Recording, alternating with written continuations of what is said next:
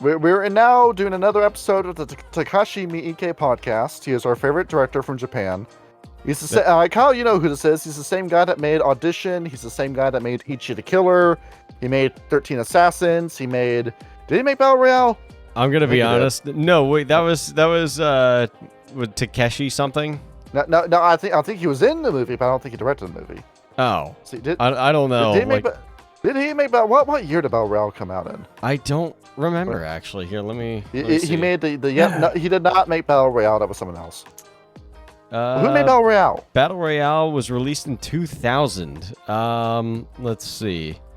Kenji Fukasaku. Yeah, there it is. I did watch that. That was a great movie. There it is. And then I heard Takeshi it's a Kitano great was movie. in it. My dad has become so weary and stressed out by woke Hollywood that he has resorted to watching Korean dramas now. Does he watch Squid Game? He did, and he watched the entire thing, and he was really disappointed about how it ended. As was everyone else. All the seasons, really. He didn't like how season 1 ended, and he didn't like how season 3 ended. Tell him to watch Bloodhound.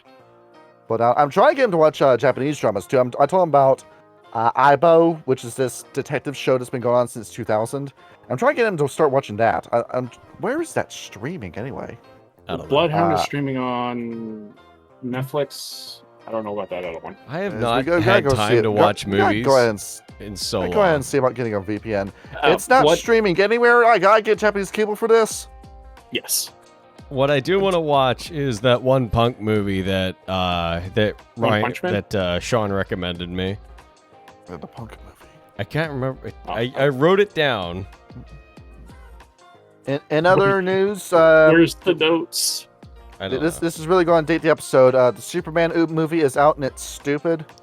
The one where they try to be, Marvel movies because they got, who was it, James Gunn to direct it? They got James Gunn to direct it after he turned coat. And I don't think he turned coat. I just think that, Disney was just, out of ideas as they usually are. And he went over to Warner Brothers, who's in the toilet, and they've been in the toilet for years and years by this point. And he made... You had this whole scene, you brought in Mr. Terrific, who nobody gives a damn about, and you have this whole action sequence with him where the camera is super zoomed out and you can just tell what is CGI and how bad the CGI is. And also, Kyle, why does Superman subject himself to a DOJ order and a kill-on-sight order? Because he's a good person, I guess. It's like, we have the entire United States of America trying to shoot me. I guess I'm just gonna go along with it. I could just imagine, everybody in the world trying to kill Superman. He's literally just walking down the street. People are shooting at him, and bullets are just ricocheting off. He's over at Dairy Queen at the window getting a milkshake. Yeah, and somebody runs by, just shoots him with a Mac 11. It's the blizzard explodes in his hand, and he just takes the spoonful. Yes, and you can't kill him. You just can't do it. Yeah, that's funny. It's Superman has become so hard to write for because I think he is the character of his time. I know that you like universal good characters, really good, nice characters, but I think we're kind of beyond that. In all honesty. Oh, what, having good characters? Not just having pure good characters, no flaws with them, nothing's wrong with them besides their weak to kryptonite. Well, I mean, that's always been Superman. Dr. Doom. Yeah. Dr. Doom. Look, I've been telling this to everybody. If they make the Dr. Doom movie and they don't have MF Doom anywhere in the soundtrack, I will be severely disappointed. MF Doom. MF Doom. Yes. And it put Mr. Fantastic in and he starts rapping with Dr. Doom. Yes, please. Yes. It's Pedro Pascal and Robert Downey Jr. rapping. If they just get really silly with the Fantastic Four movie, that'll be great. I mean, it's smart they're going to. Serious one? No, I don't like my movies serious. I don't like them with the Disney humor either. I want a silly Marvel movie. I want Marvel characters, but it's on the same level of humor as Deadpool. It needs to take itself the correct amount of serious. Because I thought Shazam was great. I thought Shazam was an excellent movie. I actually didn't see Shazam. And then they released Black Adam, and then took the wind out of their sails doing that. Yep. I don't know. I just want a movie where it's It takes itself seriously, but there's a couple of humorous moments. I think the very first Iron Man movie did it the best. There's some Kyle, have good you seen humor in Invincible? Iron Man, but Have it you took seen- itself have you- seriously. Have you seen Invincible? Invincible. Oh, the show. I saw the first season, which was really good. Yes. And see here. On top of this, yeah, this is the whole like news portion of the show. If you actually want to hear us talking about the Nockers, just skip ahead by like 2 more minutes. Kyle, have you been hearing about what's been going on with what's this guy's name again? Merivius Fig Tree? This is news to me. I have no idea who that is. You haven't heard about Merivius Fig Tree? No. Sorry, Maldavius Fig Tree. That's his name. Who the fuck is that? The guy who was opposed to the Stop Killing Games. Oh yeah, petition. that fucking idiot who quote unquote worked for Blizzard and was now on like, was it Pirate something? Yeah. And his name is Merivius Fig Tree, and as it turns out, he's a broker for land in Second Life. Oh and my this dear is his persona. God. Fucking There it Lavernius is. Tucker ass name. There's Maldavius Fig Tree. Wait, why did you send a fucking? That's his persona, Kyle. I'm not putting that on the screen. That's his persona. I'm not putting it And on I there. can't post his profile picture because it's him sucking a dick. Oh my God. Son of a bitch. And it became revealed that he's Maldavius Fig Tree. Phenomenal. It's like, you have to scrub this shit before you do this. Like, the Kiwi farmers are going to find out about this. You gotta kill this shit before it happens. Oh my God. It's a whole wiki for an article dedicated to himself. Written by himself. I hate that. I hate that with every fiber of my being.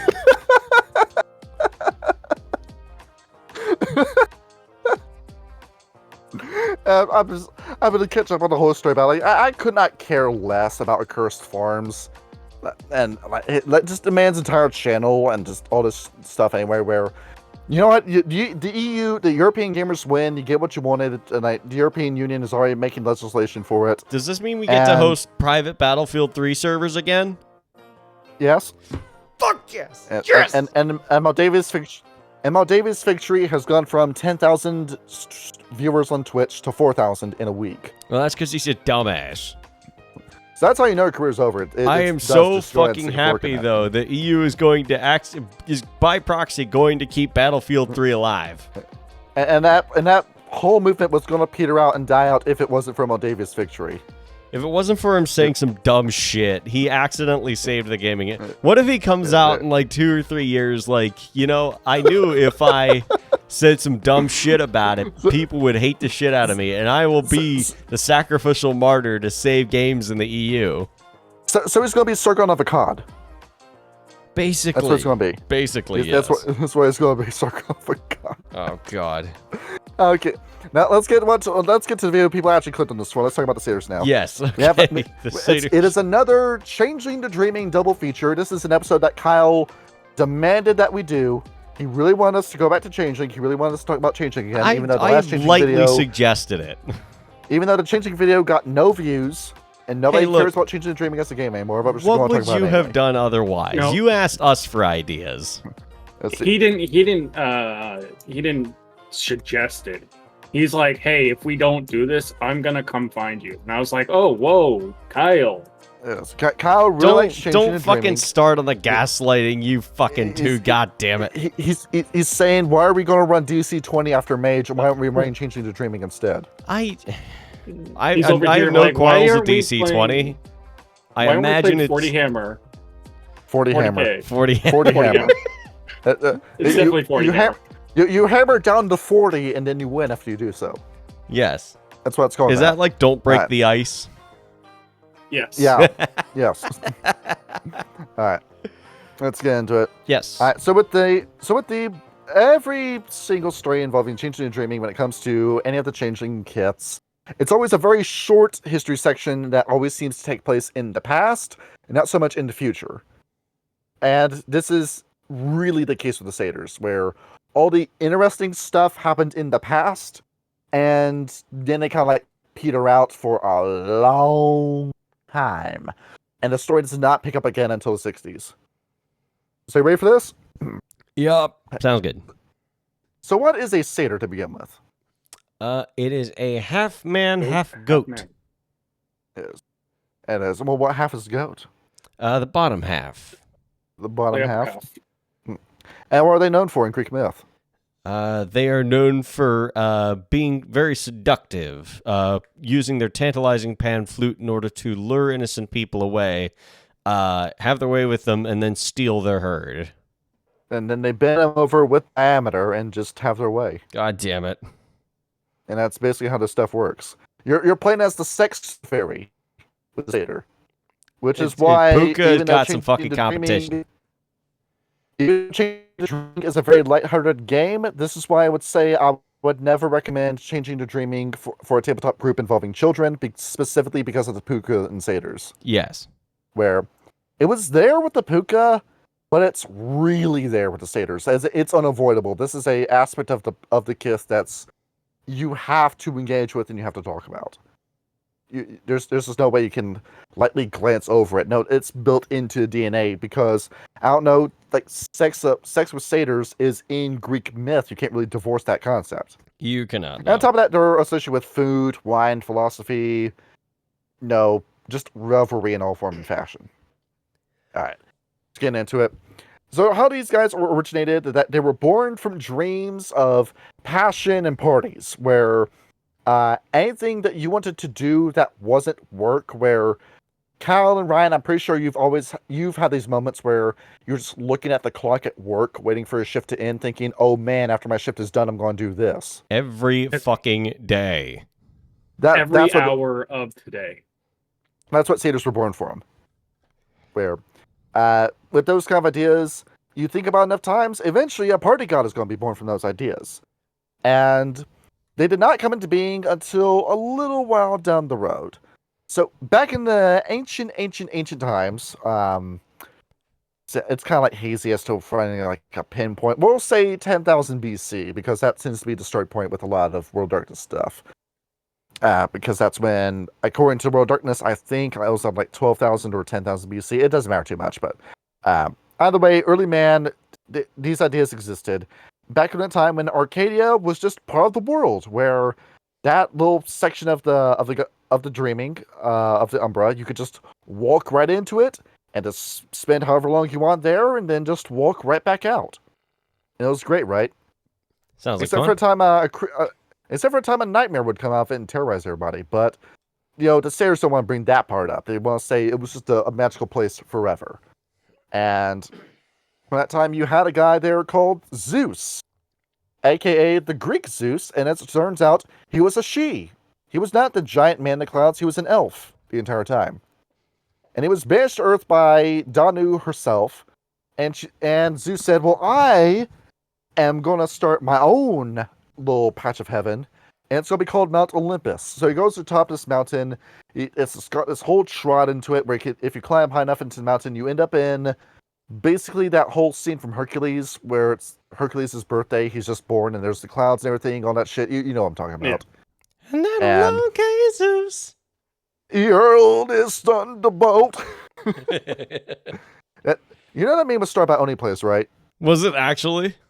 Yeah, it was Ding Dong from Oni Place that started it. Oh, that was great. He said, well, if we start a meme that was this, he said, no, that will never catch on, and then it did. Yeah. And Zeus is up there with Hera, Apollo, Dionysus, and they're all just doing whatever they want to do, where Kyle, it's that whole meme of, oh wow, I love being a teenage girl in ancient Greece. I sure hope nothing uncharacteristic and wacky happens to me. Lo and then behold. Zeus appears in the background. Yeah. And that's basically what it was, where the gods of Mount Olympus just did whatever they wanted to you, and you just had to live with it. Great story, right? Yeah, it's not great. And there was one guy there, Dionysus, who wasn't really on board with this kind of stuff, where he said, why were you guys being sadistic like this? Why can't you just chill like me? Sorry, I'm doing the wrong voice. Oh, why are you guys being so Yeah, serious I like was this? about to say. Why don't you guys just chill like me, all right? See, I Just thought you were party, going to all go right? with the Don't sound You Hades just like gotta version. that. relax. Yeah, it's the return of Bacchus. It's your favorite character from the live plays. You've been missing me, haven't you? See, I thought you were going to do the Hades version of Dionysus, man. Somebody laid back, somebody smooth, Oh, no, somebody like a no, Keith no. David like. Well, I have many faces, Tyler. I have many faces. That's one of them. But you know, I'd see the Moonlight as Bacchus these days. It's handsome either way, I'm here for it. So I was over here. I was spreading around the joys of wine and music and revelry. And during that time, somebody said, "Well, I'm feeling really full of myself. I'm feeling really horny." I got the idea. You say that. What's an animal that has horns? There's like goat over there. What if we had a guy that was like actually horny, where he was like, had horns. You get the joke, right? You get the joke. It's funny. So we made the satyr for the first one. His name was Pan because he was pansexual. You get it? Well, I mean, yeah, got that's appropriate. Well, that's not why he was called that. But Well, no. And then he played a flute We got the pun though. named after him. and he came out and he was the goat god, and he would just bring everybody into the woods, and he had this magical vineyard, and he'd go ahead and just pull the grape off the vine and eat it, and it'll make you drunk after you swallow the grape, and everything was perfect. And then more of him showed up, and they were called the satyrs. Brought off of the word satire, which means to make fun of. Or at least something along those lines. That's interesting. And now we have the satyr. Everybody's happy, right? Yes, quite nice. And they were not related to the Minotaurs, who were the Apis, the Centaurs, who I think were Chimera, and the Hern, where I need to look up what the Hern is, actually. Greek myth Hern. Okay, it's... I'm actually getting ahead of myself. Okay, don't forget I said that. Don't worry about it. So Greek culture. Ancient Greeks, I gotta say the book does a cold take here, where it says the ancient Greeks accepted sexuality and love openly, including homosexuality. Well, that's not really what it looks like, guys. It wasn't. Yeah. It wasn't two Greek men in a home together. It was, what's that 14-year-old boy doing unaccompanied? Basically, yes. It's not as That's quote-unquote enlightened as you would think. It's hard to think about Plato and Socrates and good lights when you think about how they fucked little boys. Yeah, Where? it's not good. Yeah, the ancient Greeks, right? Also, that's some more stones we can throw at the Bruja for that.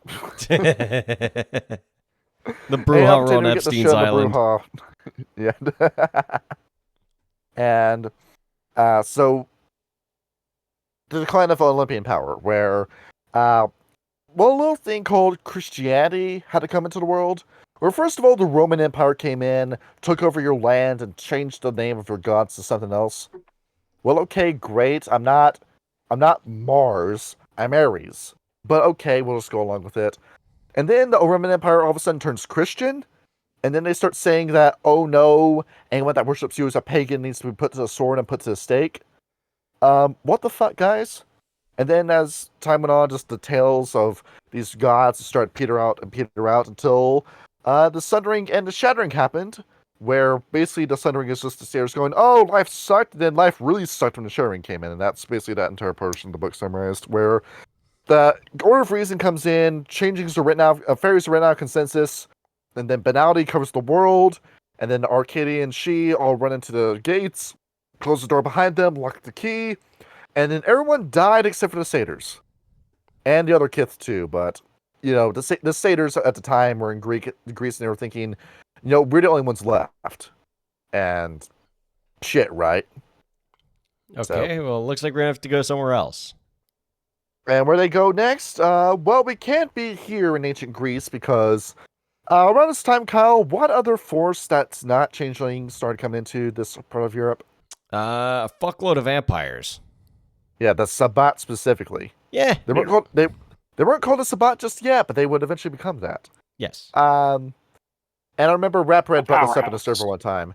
Out of the high clans of the vampires, which one basically controlled all of Eastern Europe? The Sombra. Well, we were close, Ryan, but the other guys. Samichis. Yes, the Zimichi. So, yeah, we can be anywhere but not in Greece anymore, right? Yeah. Being melded So- into like a flesh chair doesn't sound like a very, revelrous pastime. On top of that, changing blood is absolutely delicious. So all of the satyrs just packed up and ran as far to the west as they could until they figured out, oh, how do we end up in Ireland? I guess we're in Ireland now. And then And the there's this- Fianna, who were happily worshipping the trees at the time, went, "Holy fuck, satyrs!" Oh yeah, there was definitely open communication between the satyrs and the Fianna. And the satyrs looked over and said, well, they have this guy with horns called Hearn, spelled with an E at the end. Why don't we just say that we're an aspect of him? And then the scam began, where they said, oh, we're definitely Hearn, you guys. We're definitely aspects of Hearn the Hunter. For real. We, even though we're not gods of the hunt, we're basically the same guy. They just looked around, just hoped that nobody would call them out on it. And it was good up until the events of the Fianna trial book happened. And of course, relationships between changelings and Fianna broke down because the changelings were just going over and saying, hey, is that your kinfolk? Is that your next werewolf to be? Not anymore. They just put a face spirit into it. It's now a kith. And if Fianna said, hey, could you not do that? And then the changeling said, okay, well, if you're just going to ask us to do that, I guess we could just pull over resources from you then. Wait, no, we didn't say that. And then they did. Well, fuck, And that didn't go great, well. And then after that, when Ireland became completely coated in weaver webs, the satyrs went over to America, specifically the Wild West. We're over, and then we have the cowboy satyr. That Fun, sounds right? fun. Well, Yeah. they don't really go into detail with that part, but that's just a cool visual. I mean, a gunslinging satyr would be cool. I'm not gonna lie. That's your next changing character? Yes, his name is going. I'm gonna resurrect Cicero, who I barely used. And next step is going to be From Skyrim? what happened in the war. What? No. You wouldn't Skyrim? know him, Kyle. You wouldn't know him. That's an old character that me and Kyle wrote together.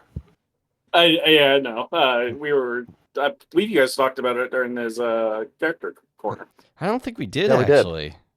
Cicero was a we long didn't bring him time up by ago. name, but we didn't bring him up by name. But we're talking about all these other characters that we made that we just shelved. And the Roaring 20s, where you can get what the Satyrs were doing during this time, and then World War II happened, and the Satyrs were trying to do the best they could. And America was saying, "Hey, quit worrying about the Huns coming over and taking over America. Everything's going to be fine." And then nothing really happens with these guys until the 1960s, where the age of Aquarius, everybody's shucking and jiving, everybody's a hippie, everybody's dancing in circles. Guess who really saw a massive surge in glamour during this time? The satyrs probably saw that and went, "Wait, people just going out and having free love and doing all these crazy stuff in the field? This is awesome. Let's go do that." You know who Hunter S. Thompson is, right? Yes, he's an incredible American writer, one of the first major critics of the American dream. Yeah. As long as you don't talk about the last 10 years of his life, the story's fun. Yes. And this, they're basically just Hunter S. Thompson, like every single changeling at this time. That's something to imagine. Just, as he was in Fear and Loathing in Las Vegas, underneath that bucket hair, it's a pair of horns. Yes. And suddenly there's And- thousands of birds.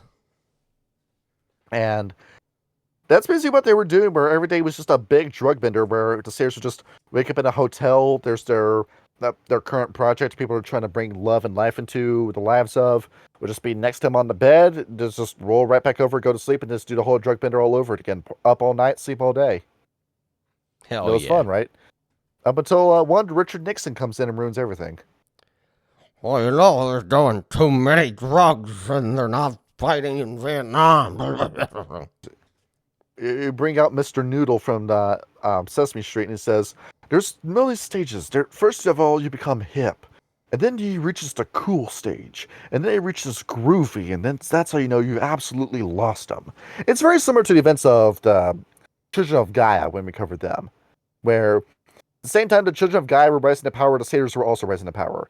But the Children of Gaia managed to keep that momentum going, but the Satyrs lost it with the loss of recreational drugs, where that was carrying them for a while. Just marijuana and, well, not really heroin, because heroin's not really a fun drug. LSD, that's what I'm thinking of. Yes.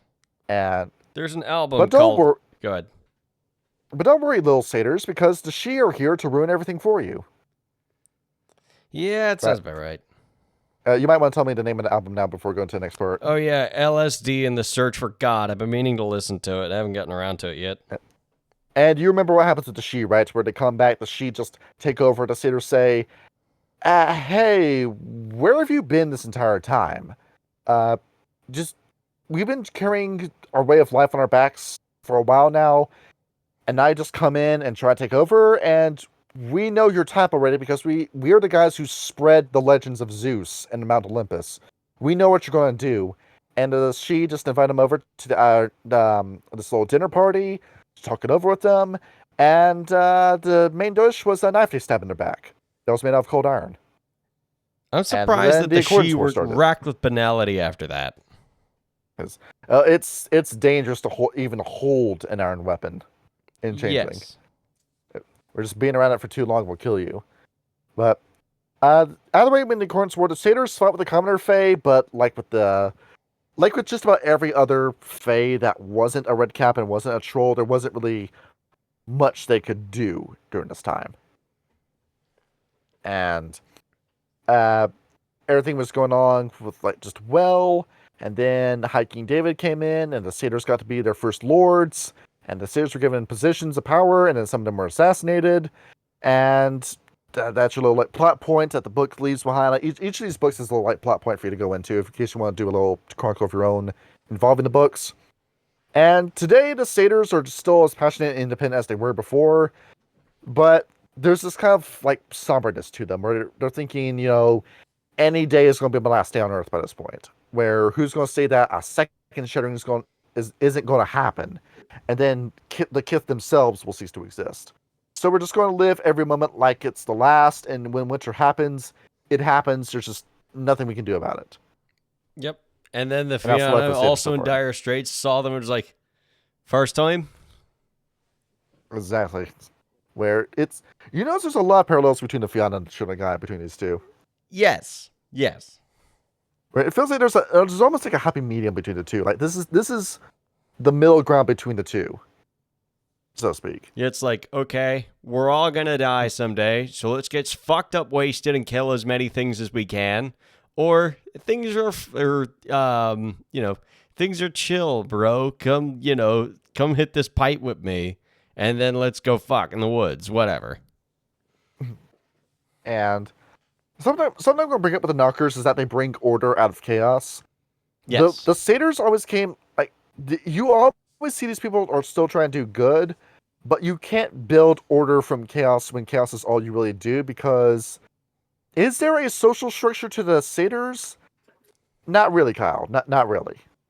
Where, very much like the virtual adepts, you just kind of exist with the Satyrs, where there is no real central figurehead, there is no real high king with Satyrs. It's just, you exist, you do what you do, and then you die. And that's it, really. That doesn't sound very fun. Well, it's that's because you're looking at the end of the journey. It's the journey itself that's the life of the Satyr. Well, yeah. But, there's ways to make a journey more fun.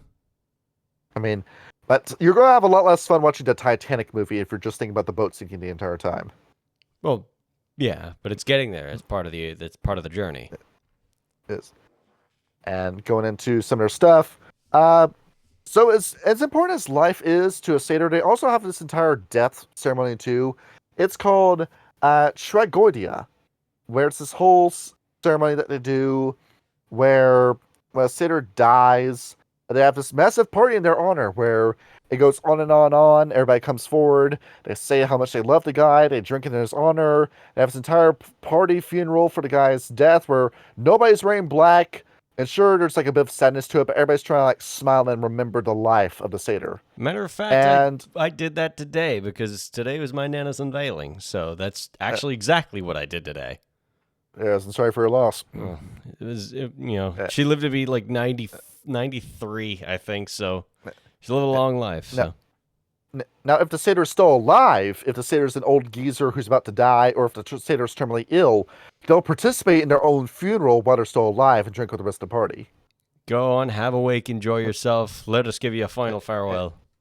And the party keeps going until they die, or you euthanize them. Whichever, Damn. however which way it ends. That's kind of dark. So you really do party until you drop with the satyrs. I mean, yeah. And there it is. And then when the sun rises, everything's done. We bury your body. Your soul goes off. It reincarnates into someone else. We dust our hands, and then we go about our business the way that we always have. Yep. That's the whole party that I have. And you can imagine with as passionate as a group of people as the satyrs are, if one of your allies dies as a satyr, you're gonna feel down. You're gonna feel the highs come down when that happens. Where as many pictures as there are of people of like satyrs partying in the Kith book, there's just as many pictures of people who are dead and dying that the satyrs are around. Where it's the whole theme of changing and dreaming, isn't it? That you're trying your best to have a good time while this impending darkness is right around the horizon. And this fucking jackass gnat is flying around my room. And Kill it. I'm trying to kill it, just keeps flying away from me. And as for anything involving is there any structure at all with the satyrs? Well, you have the Trigos, which is very similar to a motley, which is what we call the coterie of Changeling, so to speak. But it's all satyrs. That sounds like fun. Where what do you imagine a Greek sex cult looked like back in the day? Bunch of dudes wearing togas, getting wine drunk at 10 a.m. and then fucking everybody they look at.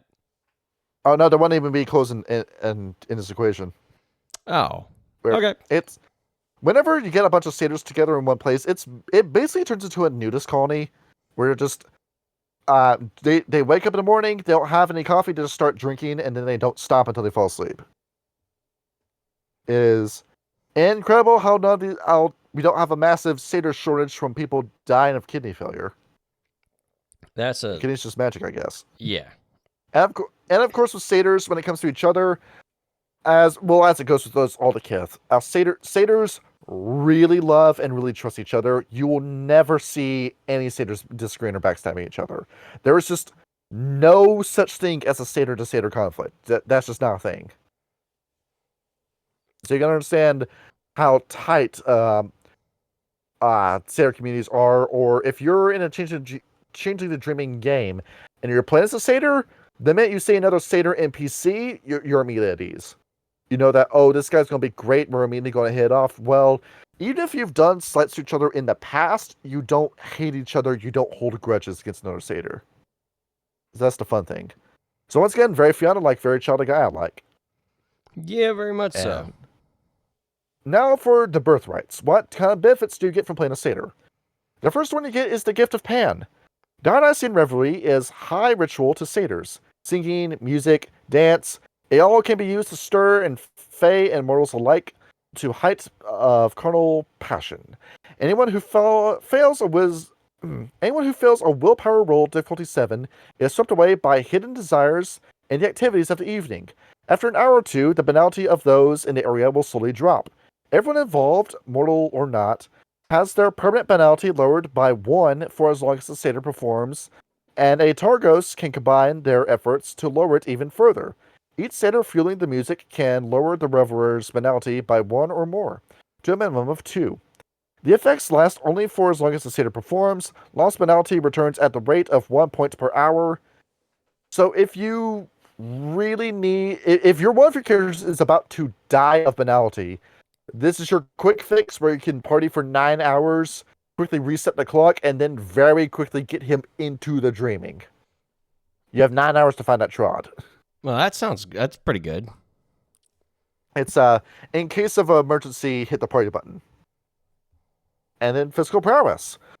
All goats add 1 to their stamina, even if the straight increases it beyond 5. How's that sound? That's pretty fucking tight, I will say. That's a hell of a soak roll, right? Yeah, a little bit. And then you can jump also a distance of 25 yards plus 3 times your dexterity modifier. Damn. And you can never botch an athletics roll. You will never roll a 1 on athletics. That's amazing. Does this mean you can also do How- like the fucking 100-degree angle trick that goats can do? You can. Oh hell yeah! And I also can imagine just a satyr, you could just climb up a wall that's 90 degrees. It's kind of fucking sick. You could just Spider-Man your way up there. However, your frailty, passion's curse. Passion has its unpleasant moments as well. Satyrs are prone to wild mood swings, especially when drunk. With the slightest provocation, they may explode into a torrent of fury or a fit of weeping. Furthermore, those on rare occasions when they try to resist the temptation, the difficulties of all willpower rolls made to resist are increased by 2.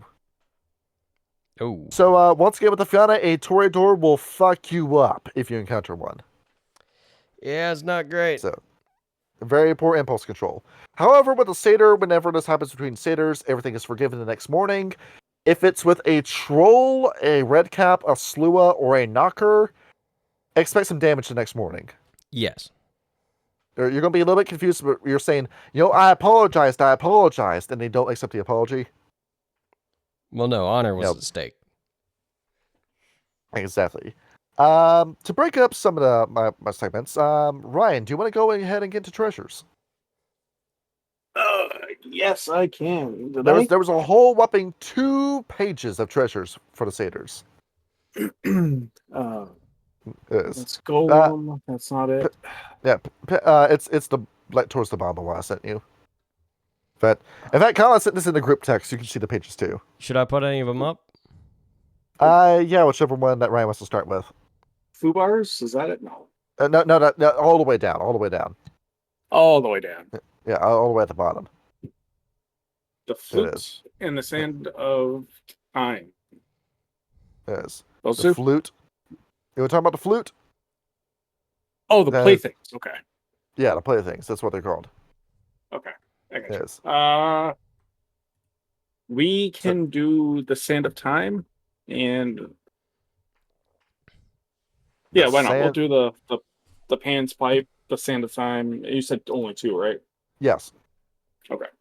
Let's start with the sands of time. That's going to be the very last page, Kyle. Yes, it. Yes.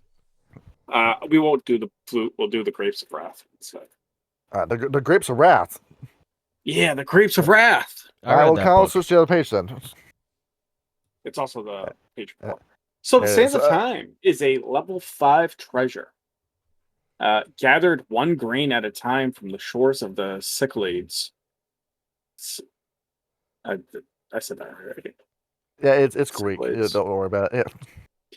A band of about 200 Greek islands in the Aegean Sea. Yes, that's right. Sea? Yeah, that's right. Aegean Sea. This sand holds special healing powers. Some satyrs scholars claim that this sand is actually tiny pieces of Atlantis. I can't speak today, guys. Atlantis. Oh, good. Atlantis, and have washed up on the shore. As the centuries pass, the sands of time become more and more rare. It takes a kenning ability to find such tiny fragments. That's right. A pinch of the sands of time, blown into the face of an injured changeling, heals all their wounds and illnesses.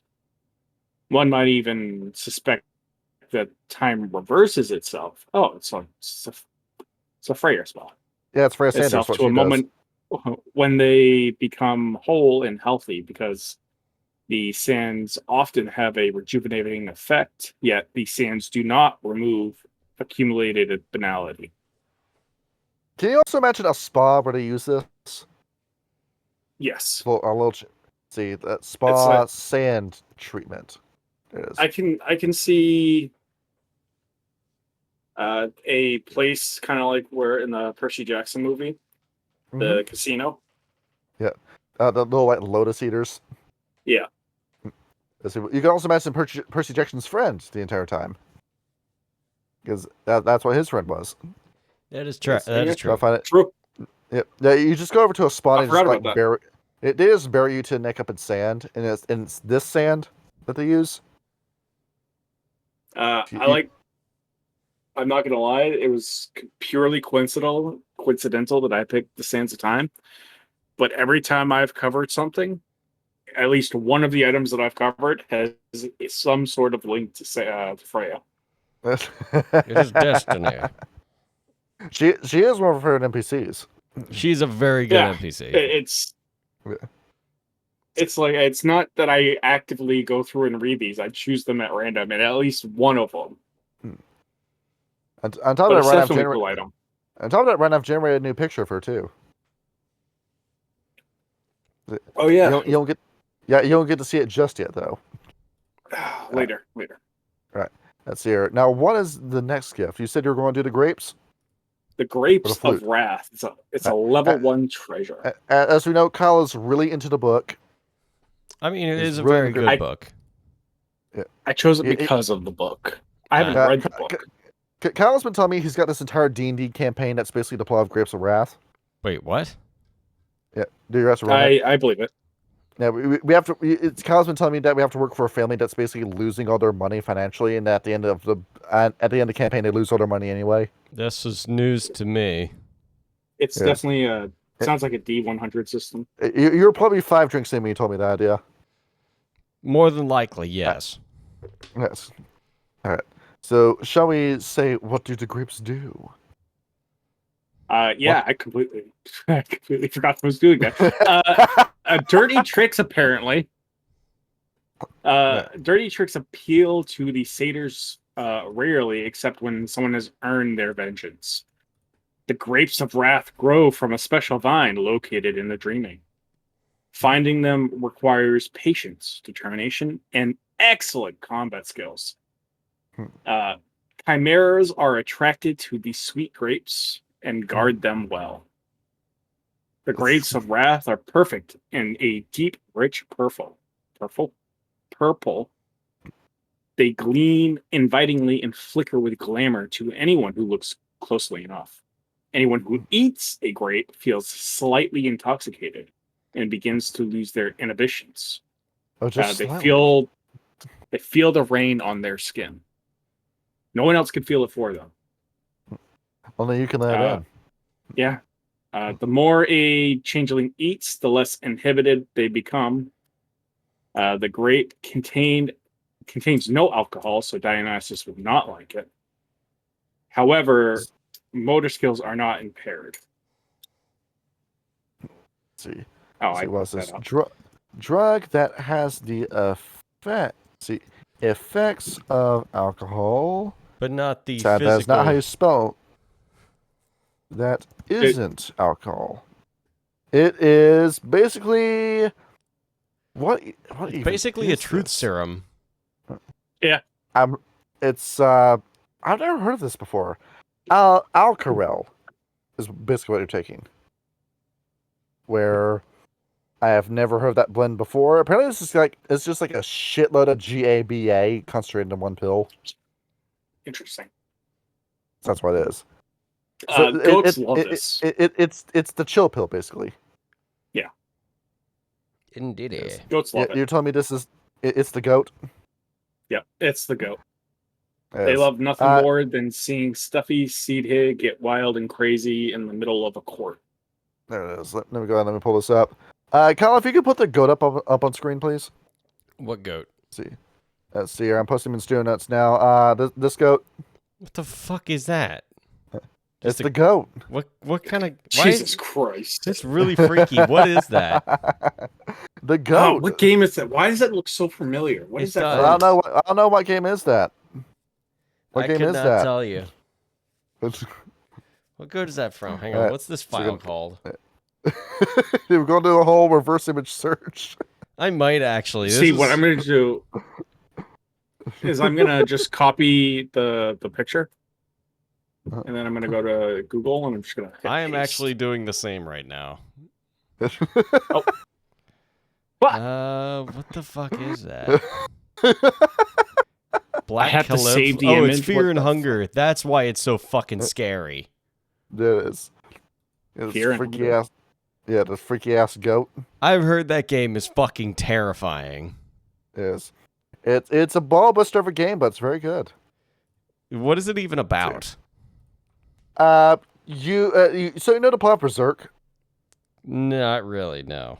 Okay, it's basically Berserk the RPG. But super fucking scary. Yeah. And going into it, shall we discuss the Seelie and Unseelie code before we go into relationships? I believe that it'd be appropriate. All right. So, death before dishonor. A satyr values authenticity over performative honor, where if it's not real, if it's not truthful, we're not going to do it.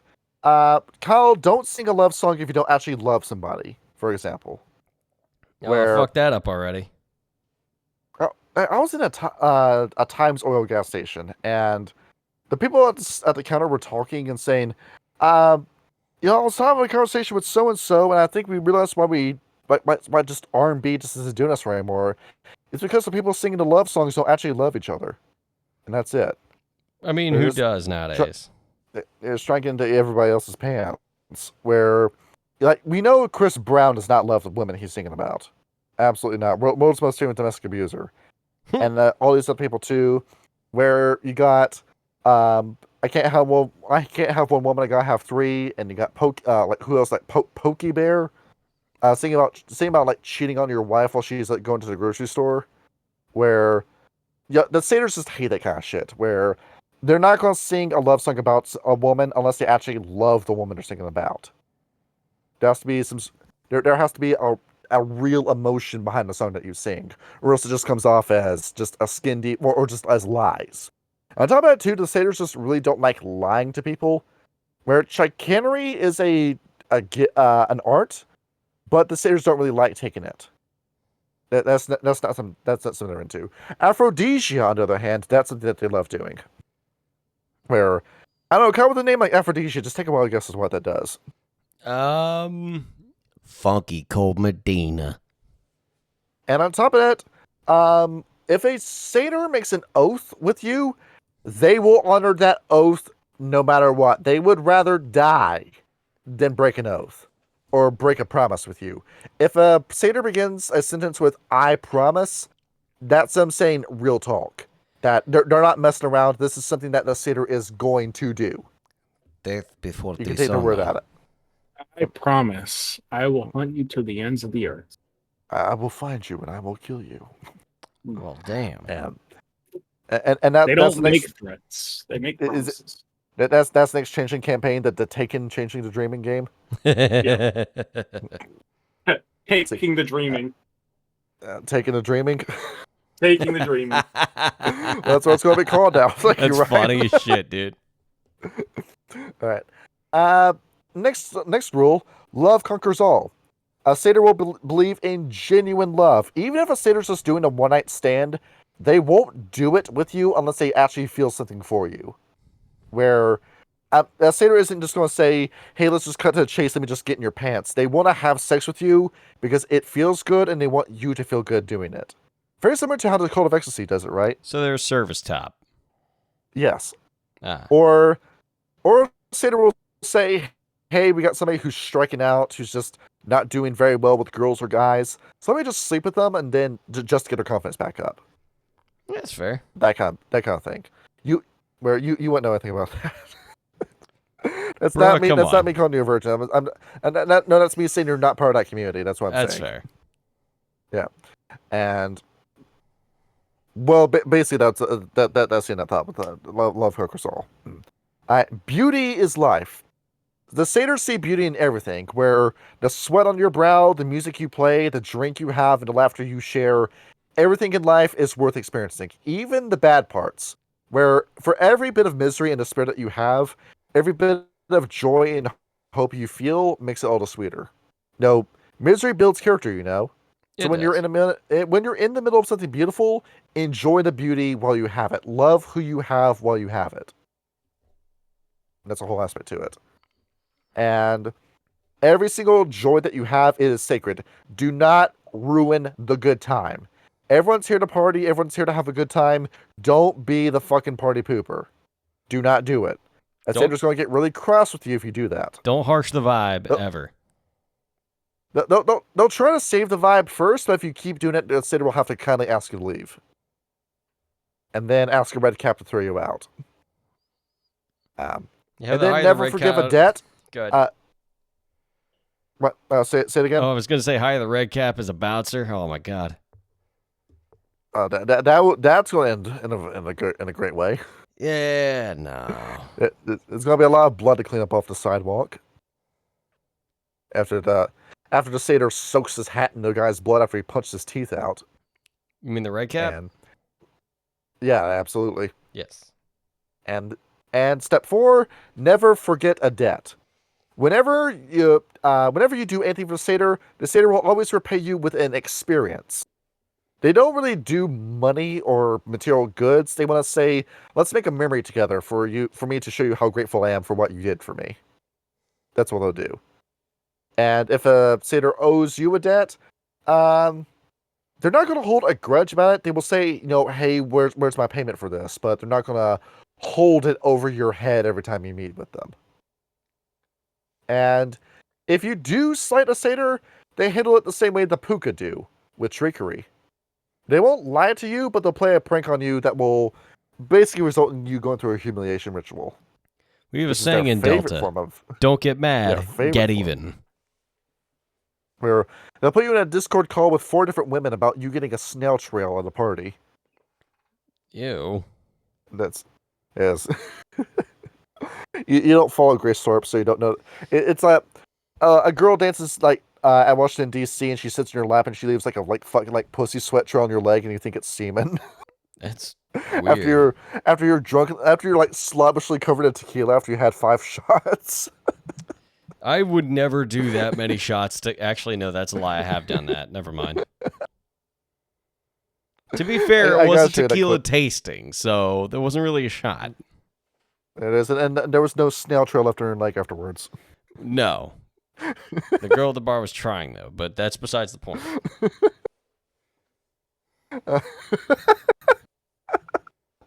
I got the giggles again. God damn it. We're going to have to fucking age restrict this video. I swear to God. No, it's fine. It's fine. All right. And the Unseelie Code. All right. Now with the Unseelie Satyrs, the Burger Krieg watched this video before we did this episode, and he phrased it pretty well with the Satyrs when they're Unseelie. So you know how sex is an unavoidable thing with the Satyrs? Yes.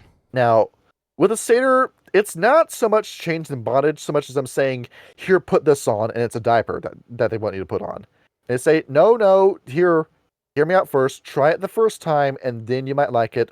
Or it'll have it be like those leather dog mask, and a leash along with it. Or what's another fucking weird paraphernalia? Like they order a Subway sandwich and they tell you, this is your fleshlight, and they want you to put your penis in the sandwich. Weird shit like that. Yeah, that is weird. And then if you say no, they'll say, no, you don't know what you like. Try it out, you might just like it. And then behold, before you know it, the satyr's giving you this really weird fetish that you can't really tell anybody about. It reminds me of that one thread where it's be born in the 1800s, have no internet, want to fuck a fire hydrant, no internet, so you don't get fucked up. Stop wanting to fuck fire hydrants.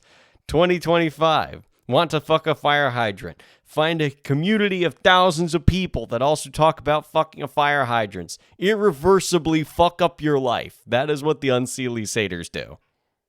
The Unseelie Satyrs show you an episode of Totally Spies. Yes, that's precisely what happens. This is that easy. The only reason people like that show is because it gave them a hard on, that's it. That's right. Yeah, it wasn't a very well written show, I will say. It is every single episode is a different writer's barely disguised fetish. We have a foot episode, a giant episode, a fat episode, a bondage episode, a cat girl, a giant episode, uniform military episode. There's all kinds of them. Yeah. And so the first thing is, change is good. If you don't want to do it in the bedroom, the satyr's going to say, no, we're doing it anyway, because you just might not know what you want. Where to them, it's, let me just push you out of your comfort zone just for the sake of doing it. Now, whether or not it's to benefit you or benefit the satyr that's the question. But that's what they're going to do, where they want you to just do it for the sake of doing it. And then it might turn into a reliable source of glamour for them. On top of that, glamour is free. They see mortals as a natural resource of glamour. They're having sex with you only because it gives them glamour, and that's it. Yeah. Where they start describing what it's like to milk a human for glamour, and you can imagine what they're pulling on if it's a man or if it's a woman. Where yes, yes, and they feel no guilt about this. Well, they're not going to rape you, but they are going to push you past a point where you might be feeling like a little feeling of like remorse the next morning until you eventually come to terms with what you just did. Just like the come down from sex. Honor is a lie. They see no reason to be honorable. Where these people will sing a love song that they don't mean if it gets them what they want. And freedom is what matters first and foremost. They're not going to compromise on what they want to do for anybody. It's the unseen satyr is a little bit selfish, where if it benefits them, they will do it. No questions asked. Yep. The whole question is, what's in it for me? That's what they're asking in any situation. And then passion before duty, I think that's self-explanatory. If it benefits the satyr, they're going to do it. Yeah, that sounds about right. And then the shadow court, Kyle, where this is your snuff pornographer satyr who forms a sexy video and then kills a guy and then uploads it to the internet.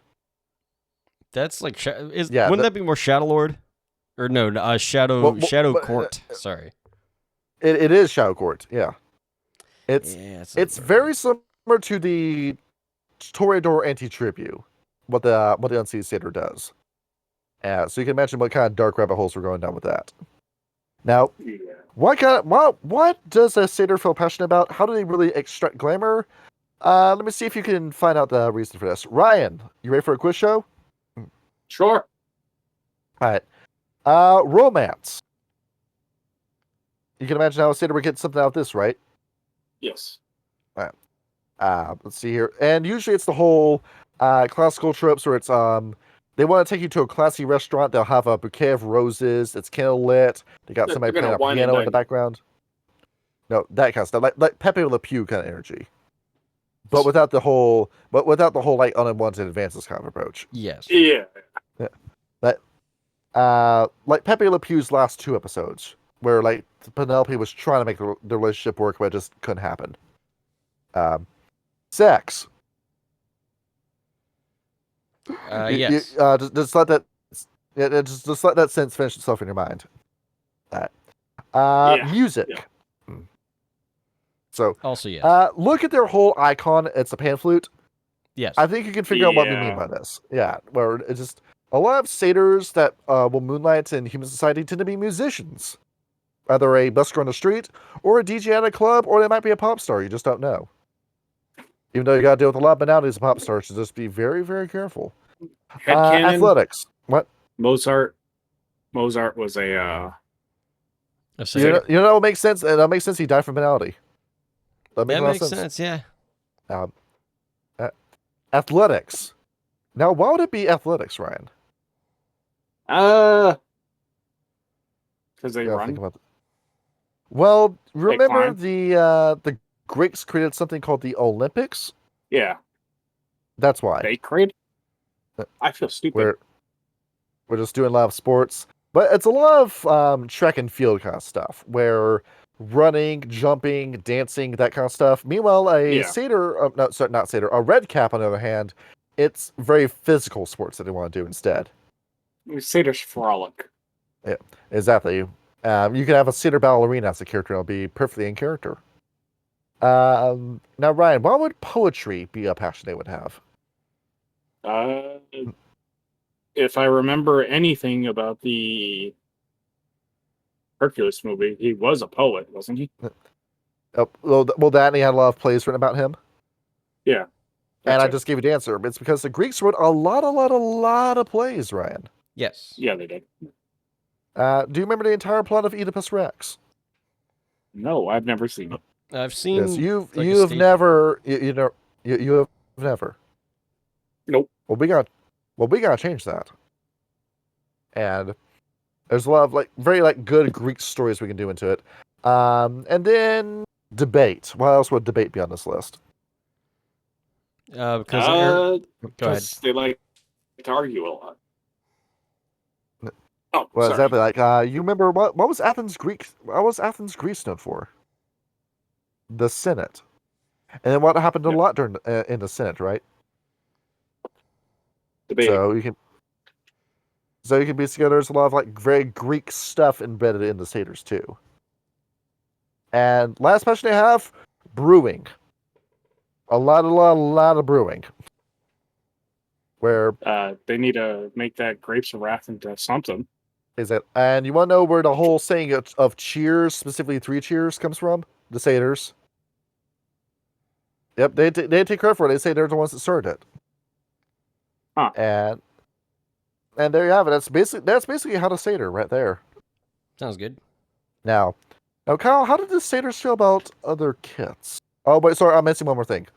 You have the Thalane, the evil version of the satyr, where this isn't even Shadow Court. This is just a satyr that's born evil, born wrong. They're called the Nasties, and they're rape spirits.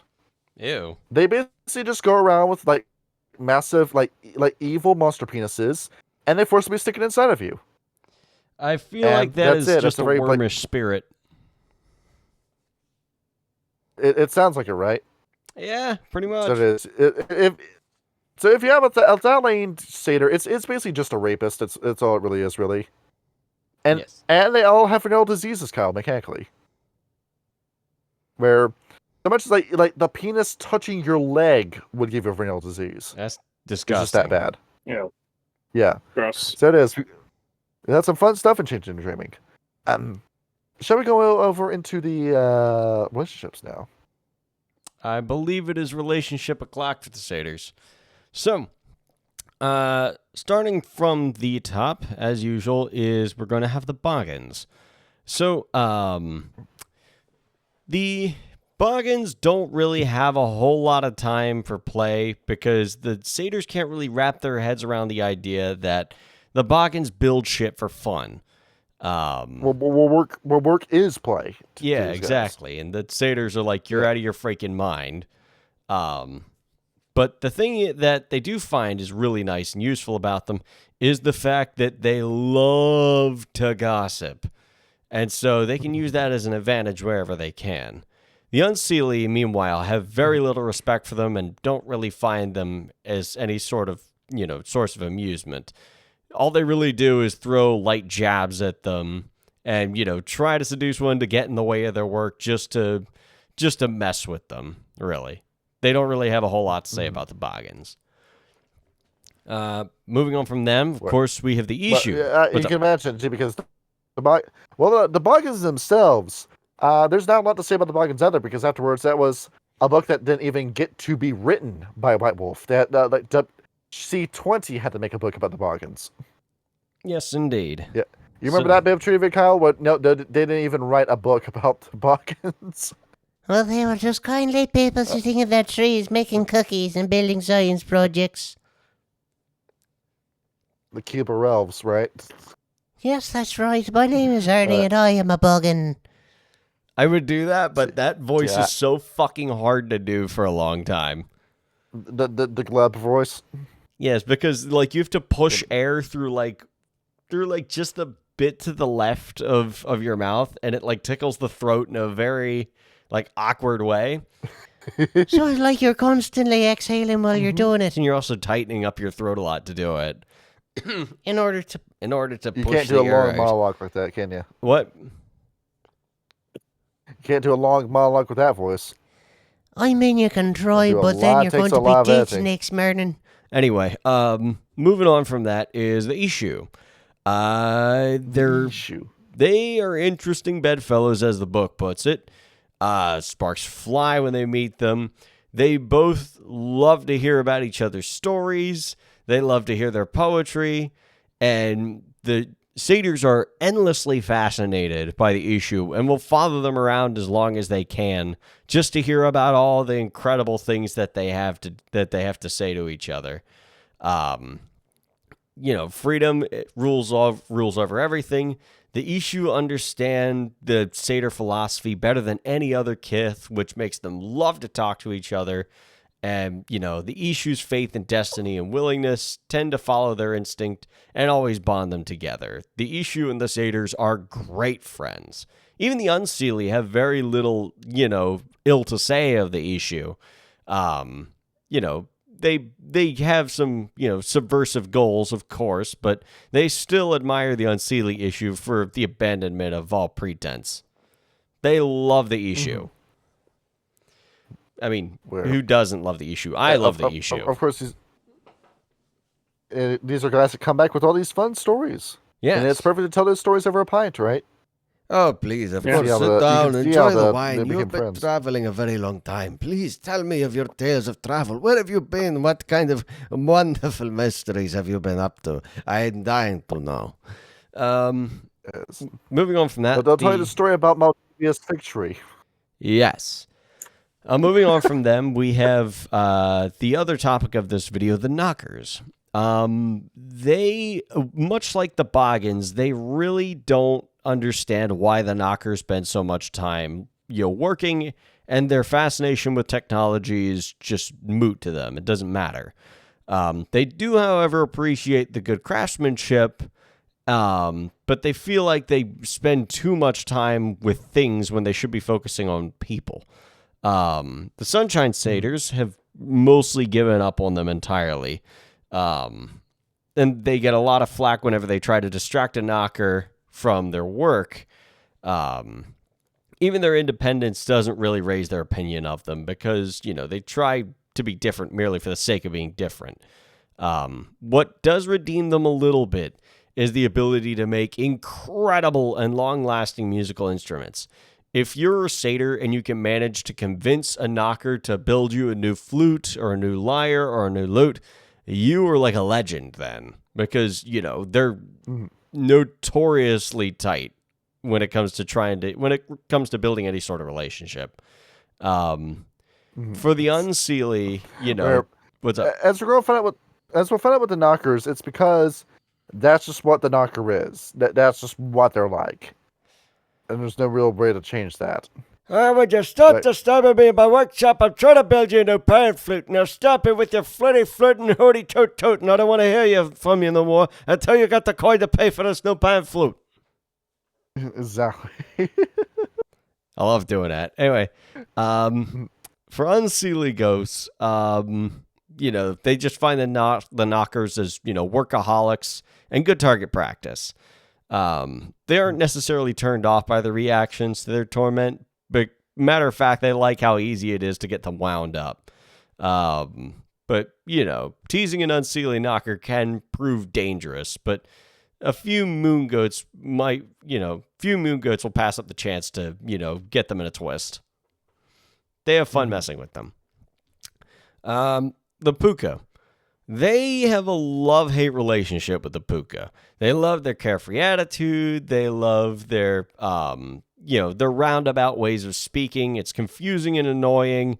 They don't want to work too hard, which is nice. But, Puka sense the irateness that, stems from spending a lot of time around them. And then the Satyrs eventually just get tired of them. So typically they avoid each other. Though the Satyrs are a little bit jealous of the Puka's ability to shape change. They theorize that in ancient days, the ability got lost somewhere along the way, and some of the more rabid believe that Puka stole the gift from them. Most Satyrs think that's bullshit. The Unseelie just think that the Puka are just toys, especially the, cuddly Seelie ones. Basically, just mess around with them as much as you can. They don't really care about the Unseelie ones since they have a pretty cruel sense of humor. But, the sorrow that lurks just under a Puka's skin disgusts the Unseelie. They see it as a weakness that the kith can never break free from. So, It is a sickness. Yes. There's a sickness in the kith. They like the Puka in very short bursts, is what they can find. Well, notice, Kyle, that the Puka are known. You notice that the Puka are known for being lying bastards, right? Oh, 100% without a doubt. A lot of old myths are about things that look like animals turn you to shreds in the woods. Yes. A lot of So who's to say that the Puka weren't telling just a big string of lies in their book? Oh no, they And that the 100% Puka actually- were. And that the Puka actually are this really dangerous group that you need to keep an eye on? Well, I mean, they're tricksters, So- and tricksters do that. So given how long the oral traditions of the Satyrs have lasted, maybe they know something about the Puka that that really worries them. That would not surprise me Maybe in the just maybe. slightest. Because after all, maybe that was maybe Cerberus was real and he was a Puka. Maybe. It was not as sweet as, and it was like the Hercules like Disney version. See, I was No, hoping not the that he nice was version. Zagreus's pet Hades version. Not is the big Doberman with the giant needle teeth. Well, no, I Yes. know that the boy wouldn't hurt the boy wouldn't hurt a fly. Well, he hurts everyone else, just not me. God, I got to go back and finish Hades. It's such a good fucking game. You Okay. don't finish Hades, it's a roguelike. Well, no, there is an actual ending to it, and I want to know. I just want my boy to be happy. Yes. Anyway, Good luck. okay. The Red Caps, they're unnerving to say the least. They're the only kith whose As passions usual. run deeper, more primal than the Satyrs. They have a fascination. The Red Caps are fascinated with the Satyrs, though the goats will keep an eye on them, especially when the Gift of Pan sings through their music, because they have no idea how the Red Cap might react to it. They still view them as sort of just crass and undiscerning, pardon me. Subtlety's completely lost on the Red Caps, and Satyr romantic maneuvering relies on subtlety, which Red Caps rarely ever get. As the book quotes, and I kind of like this, it takes all the fun out of the game to have to hit your target over the head with a mallet to get them to realize you're trying to help them be fulfilled romantically. For the Unseelie, The only thing a Red Cap responds to is violence, right? yes, 100%. Don't I fucking know it. For the Unseelie, there's partying and there's Red Cap partying. The Unseelie actually kind of dig the Red Cap's violence. They see it as just like, full freedom and abandon, and they're excited to see what would happen when a Red Cap bites the top of a bottle of beer off and then swallow the glass. That they're probably not going to attempt it with them. It's basically what you see at the Six Flags in Atlanta, where opening week, all these people just gather in the parking lot, and all of a sudden they all swarm around each other and then rapidly disperse, and there's just a guy or two just laying on his back in the middle of the circle. Does that actually happen at Six Flags Atlanta? Yeah, there's ass kickings at that park That's kind of funny, actually. all the time. See, I went to. Go ahead. You go there to throw hands, Kyle. Oh my god, it's like the amusement park Waffle House, basically. Yes. See, I've only ever been to the DC one, and I remember we were walking through like the Gotham section of the park, and I go over to a restroom to wash my hands, and let me tell you, the DC Six Flags is fucking shoddy, man. They do not upkeep that park at all. That's just DC in general. Well, no, DC itself is kind of nice. I like DC. Baltimore is the city you got to look out for. Meanwhile, I go into this bathroom in the Gotham section of the park, and like half the lights don't work. One of them's flickering. There's a leak. There's like a leak in the corner that's like gotten like a half-inch high. There's graffiti all over the fucking mirrors. One of the stalls are broken, and I'm looking around and I'm like, well, shit, this is a really intricate theming.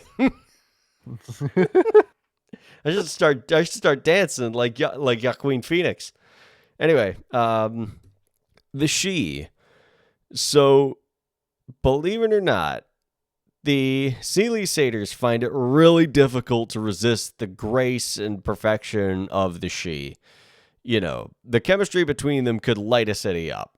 As different as they are sort of attracted to each other. The Seelie Satyrs don't understand the She any more than the She understand the Satyrs. They spend their whole lives trying to get with the She, but nothing ever really comes of it. They really can't comprehend the noble responsibility that weighs heavily on the She, not that they ever really want to. All they really want is to be allowed to look at them and maybe share a bed with them. For the Unseelie, they think the Shi are all petty and annoying, and they're just here to manipulate, but they seldom take advantage of the mutual attraction control courtly politics. It's second to the satisfaction of making a Shi cry when they, fuck them over and then fuck off. Nobody likes these guys, you notice. Well, they did betray the entirety of the. And you're also going to see with the Nockers. I don't think there's just a single group. I think the trolls like him as obligation, but nobody has anything nice to say about the Shi. Well, no. Well, I mean, the honor-bound, the honor-bound trolls are going to do what they're going to do, and we've already been over that, right. I think.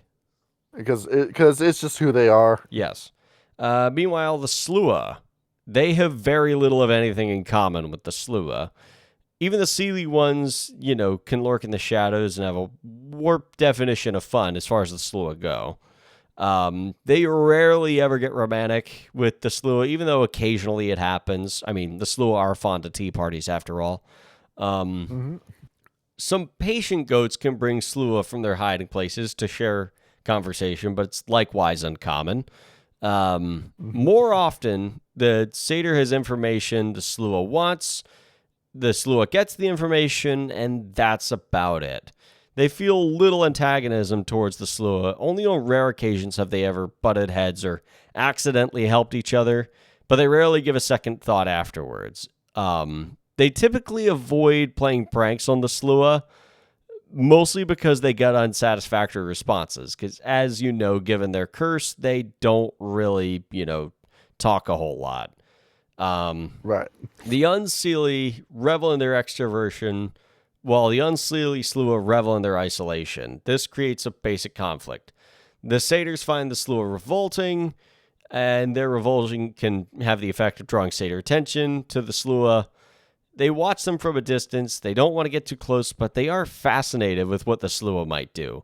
So they have a reserved satisfaction, the Unseelie Satyrs, with the Slua. Mm-hmm. And where yes, you can imagine the Slua are trying to make friends, but it's how weird it is going to be to invite the Slua to your party where they say, "Hey, you want to look at my butterfly collection?" And you open up the little scrapbook that's got a bunch of clipped butterfly wings in it. Yeah, that is a little freaky. See, a Slua is like an introverted friend. You gotta like get them on a one-on-one basis, kind of. They're very socially inept, very much so. Yes. I think that Freddie found the only extroverted Slua willing to pick up a bass and play in the band. Now, only rarely will you find someone like Wednesday from like the Netflix show, and then do a little hand dance in the middle of the room. I honestly didn't see the Netflix show. That's okay. Nobody else did either. Anyway, the trolls. The unyielding nature of the trolls sort of offends Satyr sensibilities. The Satyrs find them very self-righteous. Honor is one thing, but when they go around with their nose in the air because they think they're better than everybody else, then that gets under their skin.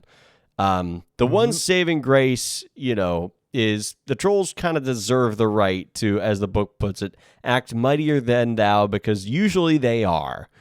Even though they have a lack of emotion and superior attitude, the Satyrs respect the trolls. They actually place the trolls above all other kith aside from their own. And they know better than to fuck around with them, as in play pranks, not, do the Satyr thing. Mostly out of respect. And they keep their fun at the expense of the trolls to a minimum. They try to emulate their courage, follow them into battle. But if they would loosen up every now and again, that'd be great. Meanwhile, the Unseelie Satyrs, they can't see past all the stuffiness and all of the, elitism that the trolls sort of carry. They don't even appreciate the lack of fear because they think it's another symptom of emptiness. To them, a Seelie troll is nothing more than just a lackey for nobles, and Unseelie trolls are no different. Well, we're not wrong. Yeah, not really. I ain't wrong about that. Anyway, but yeah. Interestingly enough, they do bring up the Nenehi, and they have quite a bit to say about them. The Satyrs have always preferred forests and open spaces, and, after moving out west, when banality crept further into the veins of Europe, they met with the Nunehi numerous times. Fortunately, they have been at peace with them for a long time, primarily because both are inextricably linked to nature. They both love the land and the creatures therein that formed a link between the two of them that few other kith have shared. And they work very hard to preserve the natural landscape alongside the Nunehi, living in harmony with the wild. They both prefer living in groups. They don't take up too much space. They occasionally squat in Nunehi territory, but they rarely take more than what they need. And, they've always understood that they're somewhere where they're not supposed to be, and they've moved around from time to time, so they always try to move in as unobtrusively as possible. And they have likewise also remained neutral in the war with the Nunehi, if only to protect themselves from other native changelings when they found their way from Europe to the Americas. They, all creatures deserve to live freely as they please. And the mindset is, occasionally created tensions, but they stuck to their guns and they stick to neutrality while still, being decently friendly with the Nunehi. They kind of like them. Selkies.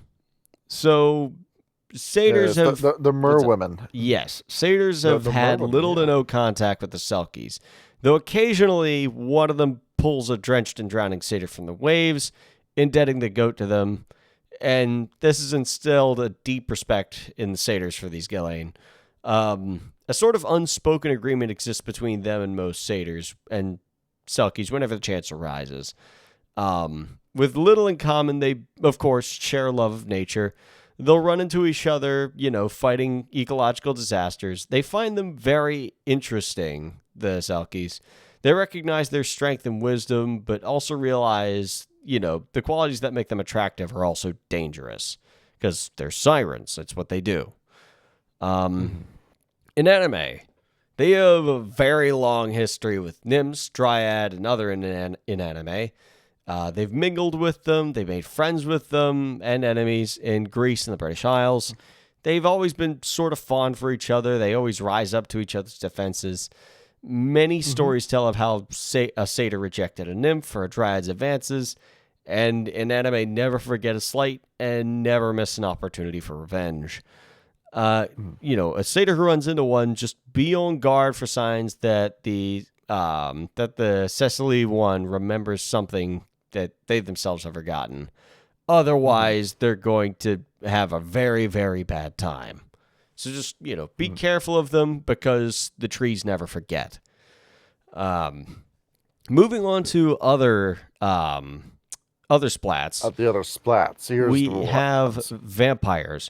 Satyrs fucking hate vampires. They despise vampires. They are anti-life. They are anti-freedom. They're power-hungry, manipulating bastards that can only be a symptom of the illness eating away at the world. They despise vampires. They try to avoid them like the plague, but they will always try to find a way to fuck with them if they can get away with it. They are an affront to everything that the satyrs hold dear. Avoid them, but if you can get away with it, screw at them just a little bit. Well, it's clear they've never met a Ravenous before. Well, never a Ravnos or a Gangrel, evidently. Because the Gangrel don't give a fuck. Or a Setite. Unseelie, mate. Well, no, Shadowcourt, I think, probably would. But Bro, it also depends on what member of the Setites you end up meeting. That's true.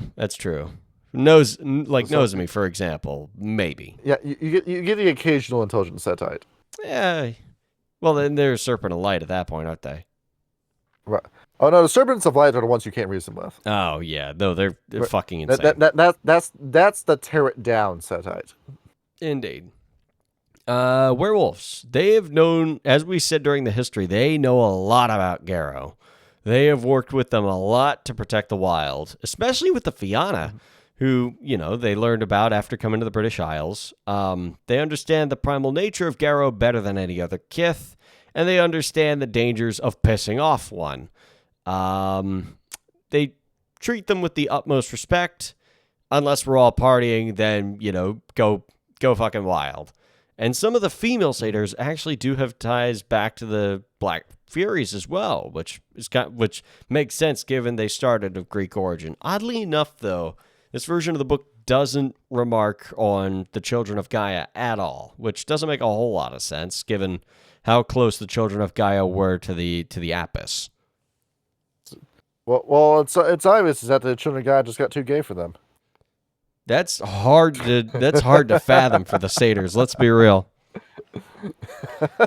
And of course we have mages, and of course in the 1960s, the summer of love, the cult of ecstasy are, easy millennial-old friends with the satyrs, especially the Fellowship of Pan. The goats have connections with the Verbena, oddly enough, who they also met around about the British Isles. Though they realized they were more high priests and priestesses of mortal tribes for a long time. Awakened magic means nothing to the satyrs. They think it's just cantrips that the mortals have figured out. And hopefully maybe they'll learn how to use glamour rather than denying its existence, but no telling for sure. Wraiths. Some poor souls never move on, and they wander the mortal realm looking for the life they lost and now regret. They don't find it too surprising that such souls are attracted to them, but it does make them sad that people pass without finishing their goals. But they don't mind an audience if, the ghosty gets off vicariously through a living audience. Then who better to choose than a satyr? They don't mind helping the wraiths. Mm-hmm. We're just going out and trying to help them live the life they thought they missed out on and get them out of here. Yeah, basically. No, don't forget the Reaper, right? Get the fuck out of here. She isn't my special lady. I'm just trying to help her conceive, man. There that's next character too, the Jeff Bridges satyr. No, dude, Jeff Bridges would be an ecstatic. I don't know, he's too laid back though. I don't know, he might be an ecstatic. Could be, yeah. I would be willing to bet that. Yeah, you know what? I'm leaning more towards the dude being, yeah. Or if we did want to stick with this, he could be a satyr, and then have Jesus fucking Christ, I'm forgetting. Oh, Walter be a red cap. Yeah, that'd be funny as shit. Let's see. Is there anything else, or is that it? That would be it. Right. Closing the page on the satyrs, off to Nockers now. Yes. Now off to part 2. We got an hour. Can we do this in an hour? All right, we're gonna have to quick fire the Nockers. Absolutely. All right. So the Nockers. I'm okay with this. The Semitic clown that built stuff and mines for stuff. Is. If we can start getting a diggy hole to play in the background. Diggy hole. I'm not even kidding you. So, here we go. Now, this is what I mean by a group that brings order out of chaos. Because, Ryan, if we may begin this segment with infusion. And with Infusion. Infusion. Now, you don't need to read all the individual powers, but just the general gist as to what infusion does. Infusion is a art craft of the Nockers. I'm not muted. Okay, well, good. Yes. Most of the Nockers are conversant and with its principle. Yeah. At its lower levels, it strengthens and alters chimerical materials and makes it easy for Nockers to manipulate with. At the highest, it's like our act of creation in the truest sense. Where, to explain the chimerical items to you two, because you weren't part of the changing game. Yes. So a chimerical item cannot be perceived by somebody who's not enchanted. So you get ideas with this, right? Yes.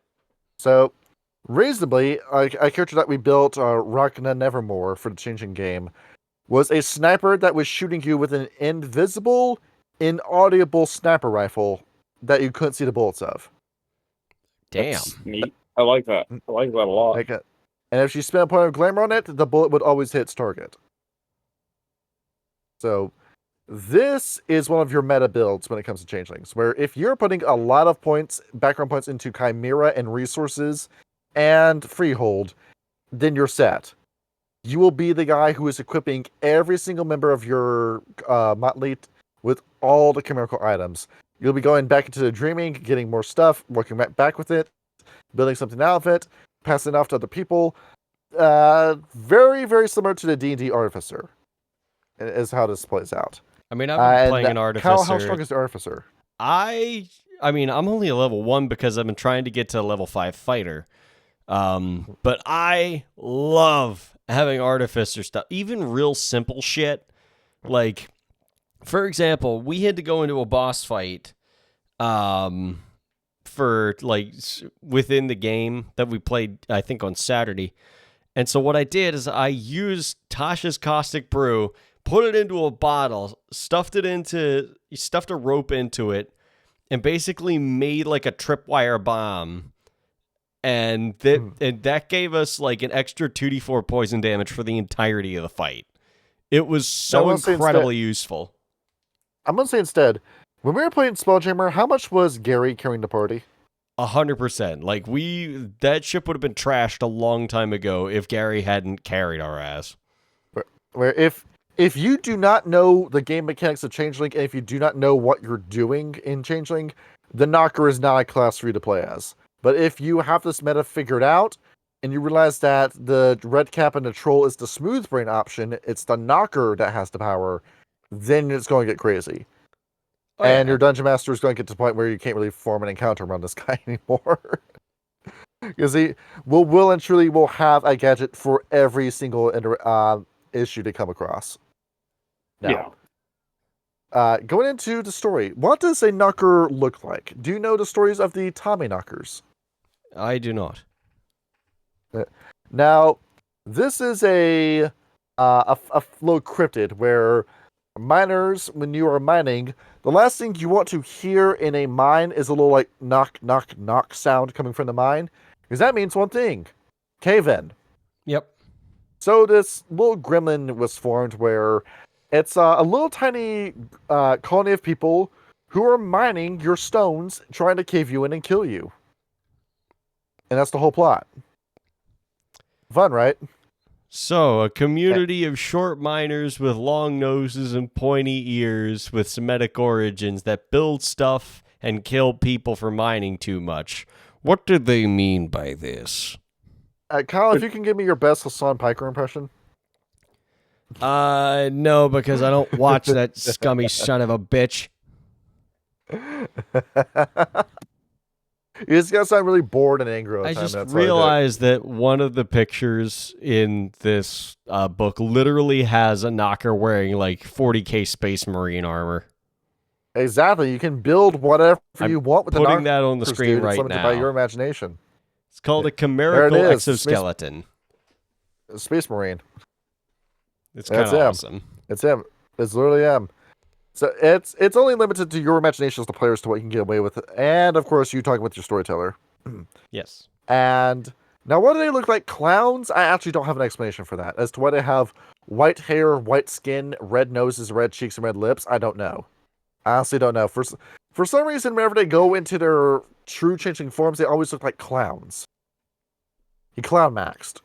They are clown maxing. Right. So how the story works. These were the last Kith to form, where they were born from dreams of concentration. During the Neolithic age, where we're building houses, we're building wheels, we're building fences. The concentration needed to build that fence led to the creation of the Knockers, where the idea of, I need to get this done, is what made the Knocker. Now, well, the Boggins were formed from an idea of a family unit. The Knockers were born from the job itself. That's what differentiates between each other. Which is why they swear so much. When I say that, right? Yes. Where, Kyle, how often do you swear during your job? Oh, dude. Like a fucking sailor. Exactly. Where I remember I was going off one time in my car on the job, and little did I know that someone had their window rolled down and was looking at me. And I say, "Sorry, sir." Oh my Sorry, I had god. to hear that. Yeah, I And feel that. and these be the last ones to come out. They were bullied by the She and the Trolls and the Redcaps for being the new kid on the block, the newest kid on the block that didn't really have a niche to fit into. But what they do instead, they made the Nockers entirely reliant and they leaned on each other and became a very withdrawn community from changing society, where Nockers only ever really seemed to get along with and talk with other Nockers. And they were to go underground, where they found the spirits of the stone and the metal and subterranean life.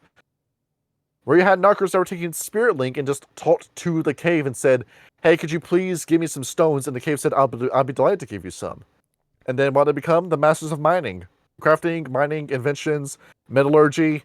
Name a skill that you would get from Minecraft, and they were doing that. It's basically Minecraft creative mode is the life they were living. And they helped oversee the creation of utilizing the fireplace, of the wheel, of using tools. They taught humanity how to use all these.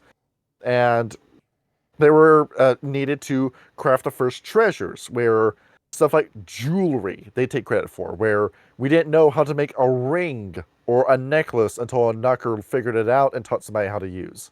They fought the War of Trees against the Fomorians, where that's going to be an event we'll talk about later down the line, where they built the very first tank.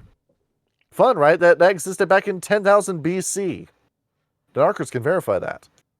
You know, And some Italian they- idiot is going to try to make this with a big fucking, like, you know, cone-shaped thing, and it's going to suck.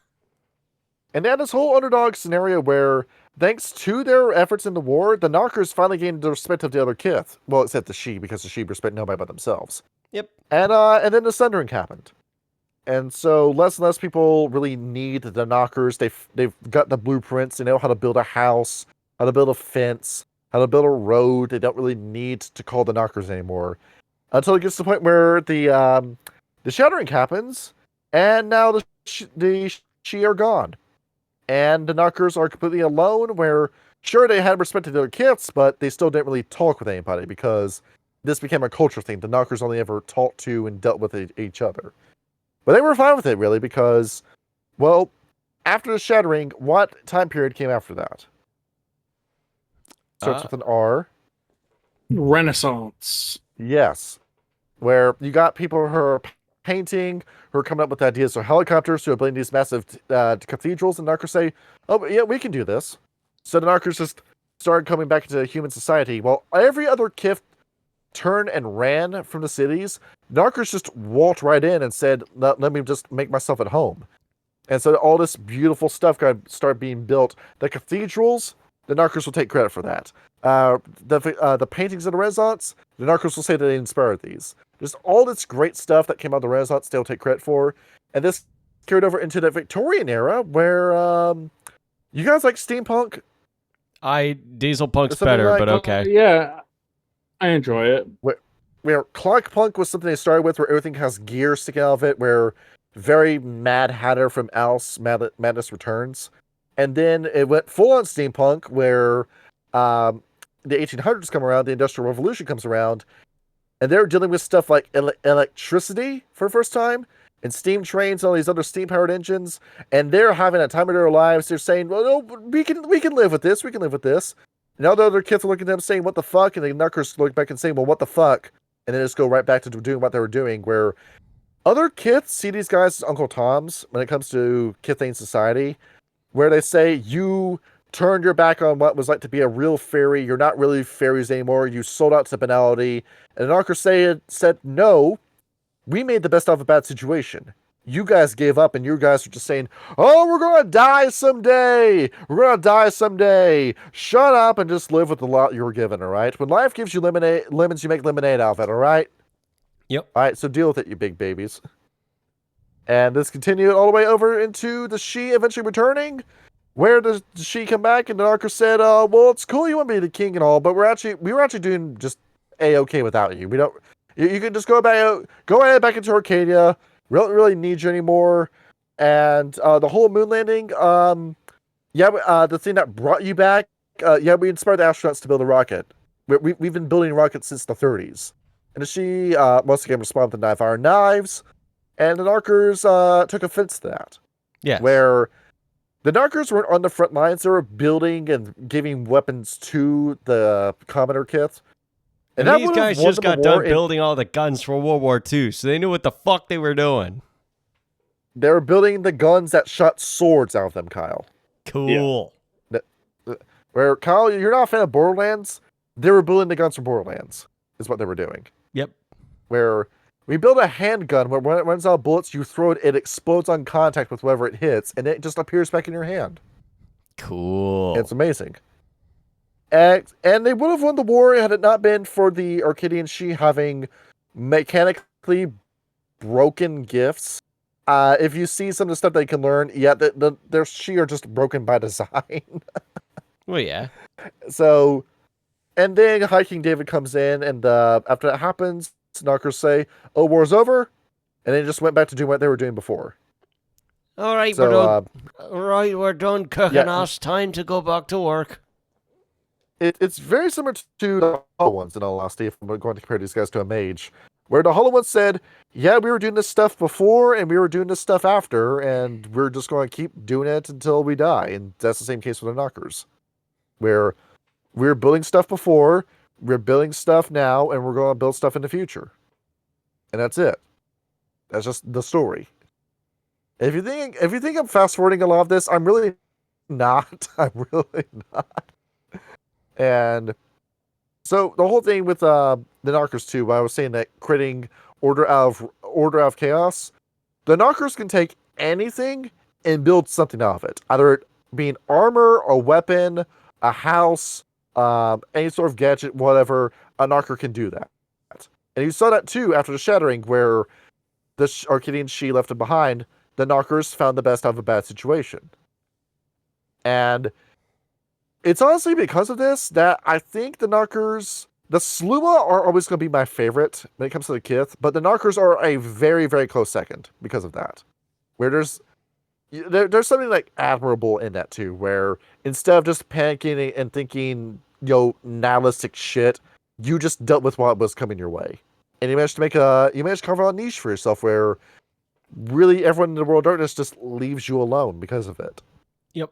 It's cool, right? Yeah, I mean, I will say though that the Red Caps did come back like in a similar vein. They weren't as productive as the Knockers, but they did find like their place in a changing society, especially with the advent of the Industrial Revolution. There were wars, there were robber barons, there were strike breakers, there were Pinkertons, all kinds of nasty goon shit that the Red Caps got up to during that time. You're roboting. And is there a social structure to the Knockers? Yes, actually. Where what Knockers will do is that in their freeholds, any sort of section of the dreaming that's owned by a Knocker, even though the dreaming will constantly shift, the Knocker is inside trying to build a permanent structure in that part of the dreaming. Where Ryan, did you ever watch Howl's Moving Castle? No, it doesn't sound familiar. Okay, well, you need to watch that movie in order to get an idea as to what the Knockers look like. Where we have this giant house on legs. It's powered by steam and magical fire, and it will move forever. And it's awesome, right? And you have a thing called a role in this called the Best Dens. And also they're led by the Grand Best Den. So this is a council of Knockers where they'll just go ahead and just like all work together and say, hey, what's going on here? What's going on in Knocker politics? Is this going on? Is that going on? How are we going to handle this? Okay, meeting adjourned. Kyle, it's very similar to a group of rabbis, in all honesty, where go to your local synagogue. That's basically how the Knockers operate. Where I don't know if it's intentional or not, but there's a lot of very like Jewish parallels between the Nockers and how they work Well, as a society. What's interesting about that is that, I know they're not, I know that the Boggans are more of, well, no, the Boggans are more elvish, but the Knockers seem more dwarvish in persuasion. And Tolkien, when he was writing the Lord of the Rings, he actually based Dwarven society not off of what we usually think of, either like Vikings or, Scotsmen, or even Irish for that matter. But Tolkien intended Dwarvish people to be more of Jewish persuasion due to their incredible craftsmanship and, a lot of Jews that he knew being jewelers. And the Knockers being industrialists does play into that a bit. Being, even despite the pointy years, being more sort of dwarven in persuasion, given by what they do and how they act. Being short-tempered, foul-languaged, but overall industrious and hardworking individuals. So it is sort of a more of a play off of Tolkien's interpretation. And you didn't see that a lot too in Changing and Dreaming, where a lot of Knockers will tend to manifest in Jewish communities. So a lot of your Knockers will have last names like Goldman, Rosenstein, Steinberg, Klein, Lamar, David, those kind of last names. Yes. And shall we go over their birthrights? Indeed. Right. The Forged Chimera. Even aside from their special art of infusion, Knockers can create simple, non-living chimera. If an artisan has basic working knowledge of how a device operates, they can conceive how to build it. In general, the creation can't use electricity, magnetism, or chemical reactions, but it can do everything else. To create a chimera, the Knocker needs raw chimerical material in a forge or a machine shop of some kind. The creative process is represented by extended rolls of intelligence plus crafts. The difficulty of the number of successes depends on the size and complexity of the project. 5 for something small, 10 for something mind-blowing, 9 for your probably like your most complicated feature. And of course, this will work towards creating Forged Chimera, where consult the rules of Changing and Dreaming for that. So you can build a gun out of dirt, or a sword out of dirt is what you can do at your most basic. Where definitely needed that in the Rage Across Russia. Yeah, it would have been nice, wouldn't it? You need to find a Knocker, but instead I gave you a troll. Yeah. Dirt. And then next is Fix It. See, Fix It. The Knockers are masters of machines, and everyone knows it. A few well-chosen words or well-timed threats can intimidate a malfunctioning machine into working properly. They can fix nearly any machine with intelligence plus craft rolls or intimidation roll, with difficulties ranging from 5 to simple to 10 to difficulty 10 is, say, a copy machine that somebody lit on fire and threw out a window. So you can just cuss out the machine and it will start working again. I'm not even kidding you. Damn. And next up, frailty, the flaw. Knockers are cynical because of their perfectionism. They always see ways to make things work better, but can never achieve their ideals. Some think this is a curse of the first artisan. Others claim it's karmic debt of a bad attitude. Either way, anything a Knocker makes will have one trivial and irreparable flaw. This is a constant frustration to the one who crafted it. No matter how well they succeed on a creation roll, there will always be one thing wrong with it. That will vary in mechanical rules, depending on what your storyteller sees fit. Well, dang. So fun, right? Yeah. So you can make anything you want, but there will always be one thing wrong with it. Absolutely. I'm okay with that. Sounds great. In terms of the things they build, Ryan, shall we go over some of these treasures? Yeah. And there was what was it, 9 pages of Knocker treasures. Yeah. Jesus Christ. A lot. All right. Which one do you want to go over, Ryan? I gotta find out right there. Pick 2 to go over. Just Pick give the 6. an idea. I got you. It is. We will go With Sweat. No, Gotta can't go think about razor this. claws. That seems too. We'll go pendulum There it is. You turn to on page Wolverine. 61. This is basically what it does. Yeah. Oh, does it? What are we looking at? Let's see, it's 60. You're looking at 61. That's the one with the crossbow on it. Oh yeah, What do pendulum. the pendulum? Let's read what the pendulum does. Yes. This treasure is small, hollow metal ball connected to a silver chain. The user can put a piece of any kind of material inside the ball, and the pendulum will lead them to the nearest deposit of that material. Oh, that's cool. That's kind of It's cool. dowsing man. It's a level 2 treasure. It's easy, right? It's pretty much a divining rod, but for materials instead of water or oil. Yeah. I've been playing a lot of No Man's Sky. That's basically what that is. Where I need to find more gold. Let me just check that out. And then you just set the pendulum to find you some gold. Amazing. And what else should we cover? Real virtuality goggles. It's a level 3 real treasure. virtual reality goggles. The one with the gun on it, Kyle. Okay. Take a look at that. The real VR. What does that do? Yes. This fuck. This This fucking just- piece of The shit treasure is doesn't a work. large and bulky pair of goggles with smoked glass lenses and a red light inside. The wearer can peek from the near dreaming into adjoining area of the mundane world. The goggles render changeling spies all but invisible to those without face sight. One So it point is, of if you want- glamour activates the treasure for a scene.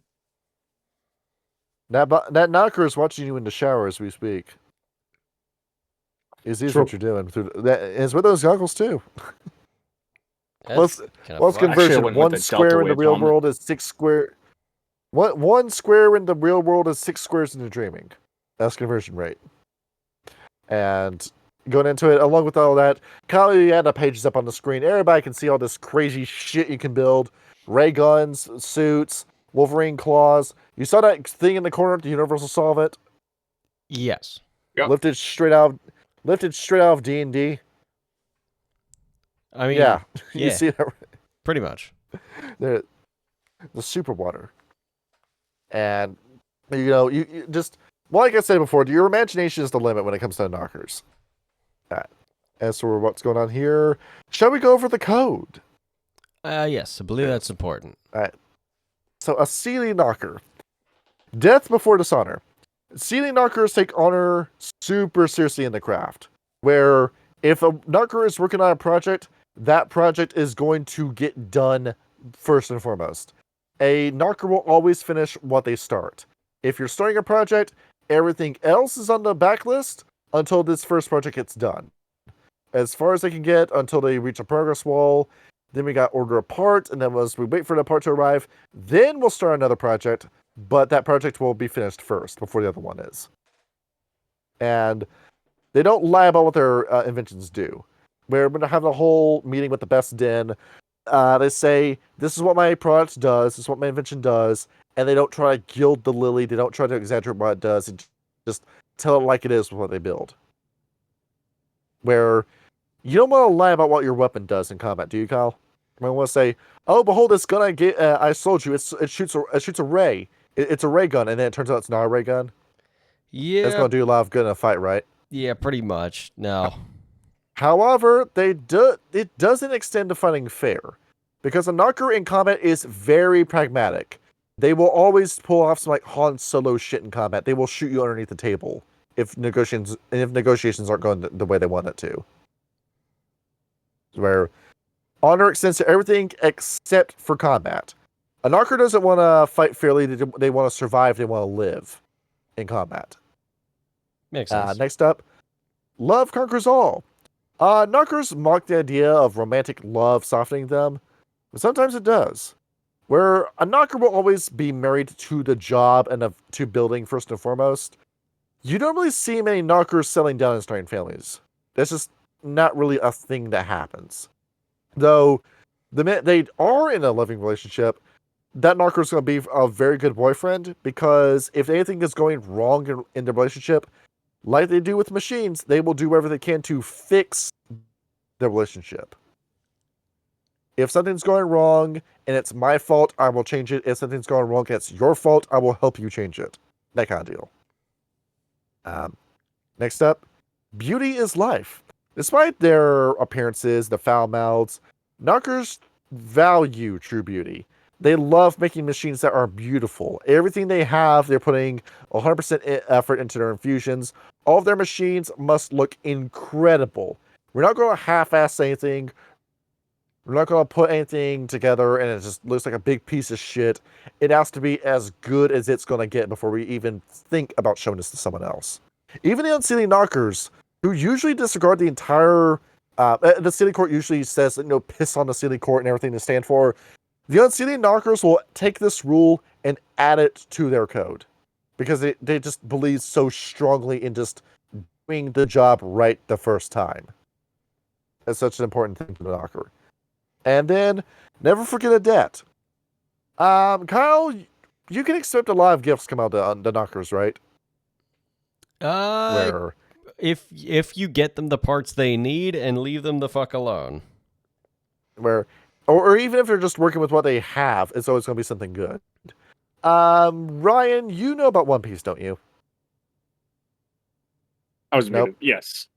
No. Do you remember the scene in early One Piece where Sanji is cooking for 100 men? Is it the one where they're pretending to be soldiers?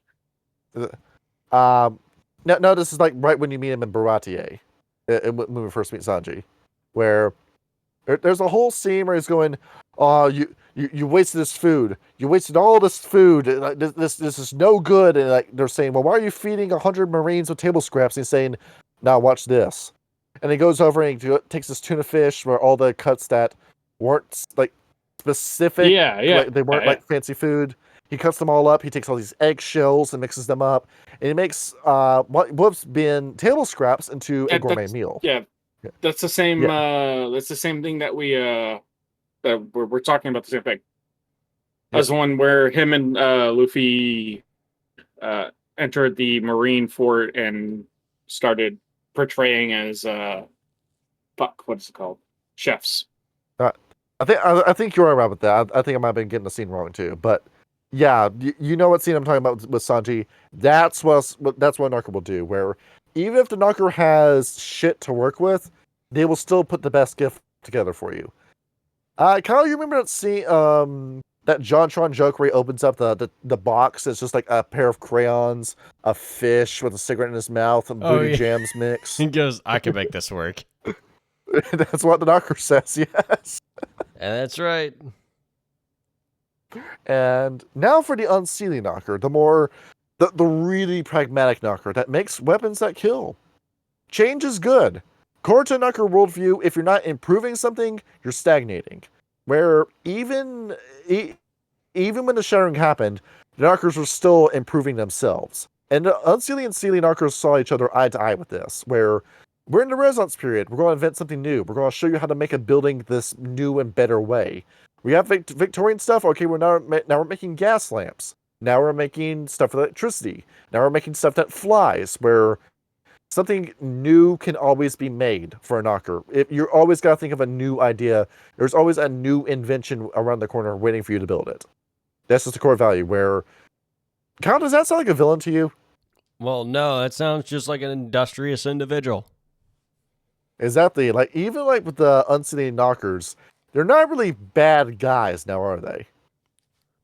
No, we're just really good at making things that kill people really good. I built this giant walking nuclear death machine. It's awesome. I called it a Puma. Why do you call it a Puma? None of your fucking business. There's a business. between them and the Sons of Ether now, is there? Not a whole lot of difference now. Step 2, glamour is free. Glamour is free. All Nockers depend on glamour, right? To build their machines.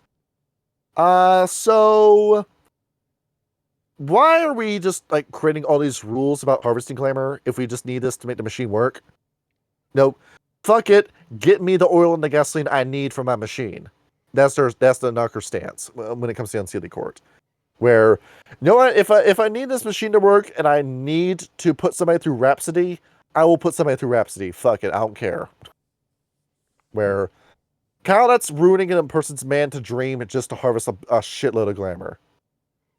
It is a last resort, but if a knocker is driven to that point, he will do it just to make the machine work. Yes. Honors lie. Knockers know that all machines have flaws, where the sealing one of them fix their pretty little mistakes. A knocker will just out and out tell you that machine can do something that it doesn't do. If it gets them something, they will do it. Where a knocker will tend to have a very flimsy code of honor, where if it gets the knocker what they want, they will tell it to you. So behold, I'm going to sell you this product. It's never going to do what it's going to do, and it falls apart on you within 7 days. And by that point, the knocker has already taken your money and has run off for the hills. Yeah. Fantastic. I just get scammed. And then lastly, passion before duty, where this isn't a rule they follow because passion is their duty and duty is their passion. You can't really separate the two. Yes. Because after all, very similar to the Boggins, work is play with the knockers. And I think we went into how knocker craft works really, where I think we can skip this part. We can go past knocker stuff. We can go past this. Do you want to talk about knocker philosophy? Because, Kyle and Ryan, how familiar are you with Plato?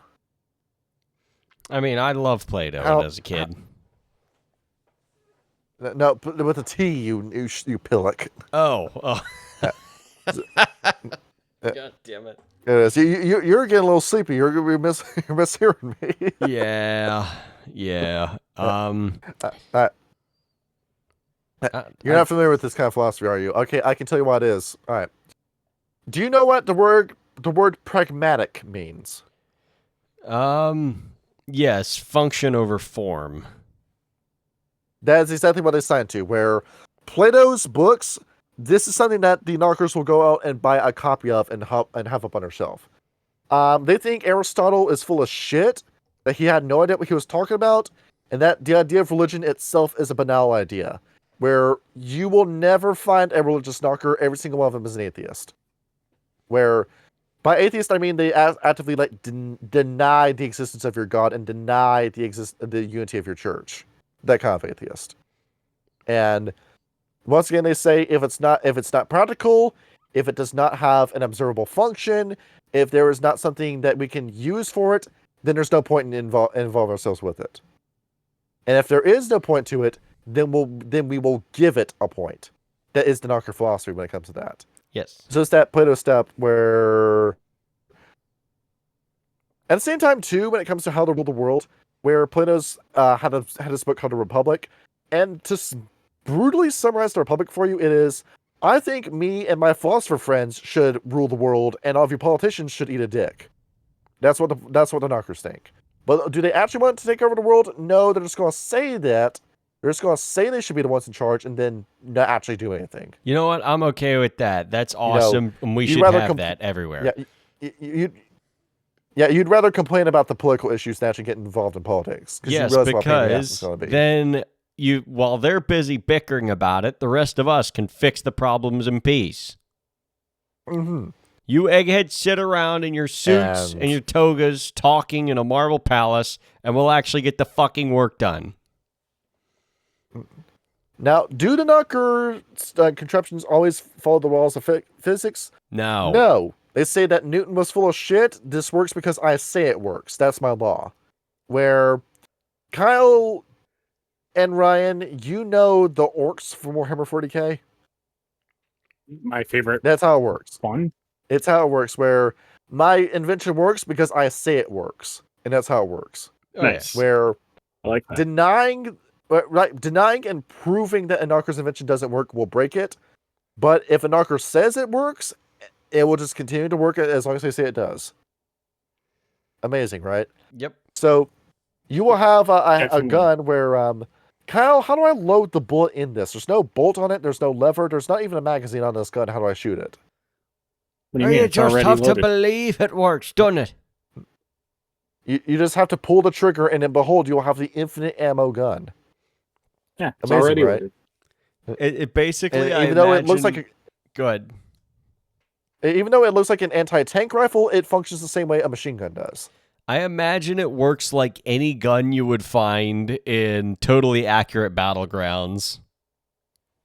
Where you just pick up the gun and you just shoot it. I'm You going just to shoot put it. That's all you 6 gotta do. suppressors on a fucking minigun and a sniper scope, and then you could shoot it as accurately as a Barrett 50. Or, for example, going back to One Piece for a minute, Ryan, if you can't tell, One Piece has been on my mind. I just rewatched the entirety of NES Lobby, and Nice. that whole arc gets you to fall in love in the series all over again. But Oh yeah. Frankie, for example, Yep. where how much stuff does Frankie have in his body? A fuck ton. What doesn't he have in his body? Now, where does he find the stuff for it? It's all scrap.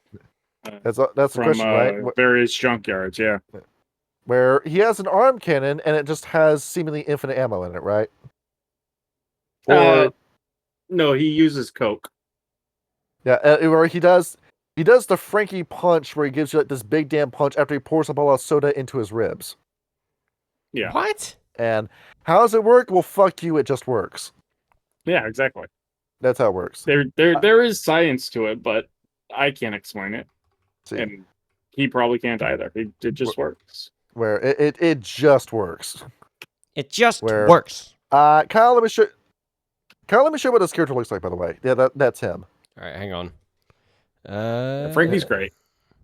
Yeah, Oh, is this It is. fucking One Piece? that Yes. yeah, it's One Piece. I don't understand There anime it is. at all. That's actually a good character to use as reference for a knocker. There it is. Yeah, we got that's our next objective, Ryan. We gotta get Kyle into One Piece. It's not going to happen. We gotta get. We gotta. I'm get going to you. tell you, But- you were but the One recommending Piece me is an real, anime. Robert. I don't have that kind of fucking time. You watched and you loved Evangelion. I did not love And Evangelion. you really. You were woke there me for up, that. texted me about it. I was pissed off. Fuck that You show. you blew up my phone over it. I did, because you deserve to And you know my finished it, didn't you? anguish. I did finish it, just so I could bitch about it. And then I you watched the finished one it and you watched the episode where movie and Shinji everything. decided not to kill himself, and that was a one good episode. See, I told you it was building to something. I told you. It was I the told one you. good And you episode didn't believe me, and I told in you. fucking 20 episodes of bullshit. Yes. And with okay, like, get my mind off of One Piece. I gotta snap myself back to reality. All right. And There goes gravity. now how does most of this technology work anyway? What's the common quote unquote fuel they have for power? I'm glad you asked. It's usually steam. It's usually some sort of like steampunk element involved in all their stuff. As we know, Kyle loves steampunk. Yes. Yeah, that whole thing. Where you had the steam backpack and the goggles and the top hat and everything. So basically, that just every steampunk cosplay you did at a convention center, just use that as reference for your knocker. Basically. And now, is there a space element to it? Yes, Kyle. You remember the Void Engineers and the Umbral Pilots with the Glassworkers? There's one more group doing it too, and that's Nockers. Where these guys are stepping sideways using Spirit Link, and they're building rocket ships to fly to the moon. And it works. We built a rocket out of dirt, and it flew to the moon. Amazing. That sounds fun. And once again, how does it work? It works because we say it works. And that's it. And lastly, they have a rule called Heisenberg's uncertainty principle. Attempting to measure glamour will destroy it, and scientific observation of magic will collapse it whenever you try to measure it. Do not put a power scaling system in your game because it will break Changeling to Dreaming. Yes. Along with just your anime in general. Putting power levels in Dragon Ball Z was the dumbest fucking idea they ever did. And I'm very glad they stopped using that as gospel. But who the fuck just joined the call? There That is. is Well, there's King. Greed after he's out note. He's in here 2 hours late. I thought there was no episode today. There it is. Bullshit. We always have an episode Sunday. You weren't, huh? There it is. And that's it with that segment of the Nockers. Kyle, shall we go into relationships now? Yes. Yes, Well, fuck me. indeed. Yes. Okay, so let me head on over there. The Nockers. So, the interesting thing about the Nockers is that they have nicknames for most, if not all, of the different, kith breeds, except for the she, but we'll get to that. Starting from the top, you have the Boggans, otherwise known as fishes, vermins, and twerps, all of them. So the Boggans are, the only face shorter than the Nockers, and therefore make them fair game for abuse. Plus, the Nockers hate the shit out of the Boggans because they cut into their game with their schlock merchandise and cut rate prices and cut rate wares, and they can't help but trying their quality. Or maybe they can't help trying, but their quality, as far as the Nockers concerned, sucks. The Nockers also believe that the Boggans badmouth their goods, which they do because the Boggans like to, gossip. The Nockers also resent the Boggans protecting their, boggart cousins who like to steal Knocker goods. And then when the Nockers get mad, everybody jumps to the Boggans' defense because everybody likes the Boggans. Most Knockers hate the shit out of the Boggans because their stuff sucks and it's not as good as theirs. So that's about the end of it. As we said, like, can you imagine a power duo if a Boggin and a Knocker teamed up to build a house? Oh, dude, that'd be a fucking beautiful home. It's like, okay, It's the I house got on the legs. foundation. It's like, Be okay, the greatest team up. yes, absolutely. It'd be like the friendship dance. Would you like to imagine what your smart home would look like? I don't want a smart home. I want some beautiful, whimsical Victorian castle. What build it smart? We could build it Mixed stupid. in with fucking Tony Stark's AI bullshit. Oh, I have Jarvis. That's it. Yeah. Honestly, fuck IoT. All my homies hate IoT. Like, quite literally, my sister has, like, so much fucking IoT in her house. It's ridiculous. Literally, she has Siri controlling the lights in her house. She can control her stove from her phone. She can turn on the TV or check her Ring cameras from her phone. And I hate every inch of that shit because I don't want any of it in my fucking apartment. There are two kinds of people in tech. There's, I've got, cereal in every room in my house. I can control my lights with IoT. I can Bluetooth into my oven and start my dishwasher from halfway across the country. And then there's me. I have a printer. I have a gun if that printer makes a sound I don't like. That is me in tech. Moving on from that, you have the issue, or as they refer to them, the skulkers and layabouts. So you can call the issue all sorts of things that glamorize their wandering, but they hate they have no sense of responsibility, and they're hedonistic, and they just kind of wander wherever the hell they do. Sometimes it's useful to learn the stuff they pick up along the road, but they're one of the few kiths that haven't really done anything to upset the Nockers, so they don't really go out of their way to mess with them. Some not know quite pretty. the racist cousin. What's up? What the fuck? I'm about to say so quite not the racist cousin at the family cookout when he says the foreigners. Yes, yes, pretty much. The good ones. They just kind of leave the issue alone. It's like, they don't do any goddamn work, but they're never around long enough to cause a problem, so whatever. Also, don't have a whole lot to say about the Puka, or do they call them Bachin and Naz? They find them too sociable and annoying, and every one of them has a personal mission to mess with their fucking work. What they consider funny is bad taste. And there's, as the book puts it, I'm sure there's more than one Knocker experimenting with ways to skin a cat. That's a little rough. I love the name they have for. Once again, nobody trusts the puka. No, as they should not. I love the Something says about nickname these guys. that they have for the red caps. They call them stunks. That's funny as shit. They actually really like the red caps. They are the one kith more despised than the Nockers, who may be antisocial, but they aren't complete sociopaths. Are you sure, homie? The Nockers are close to them. What's up?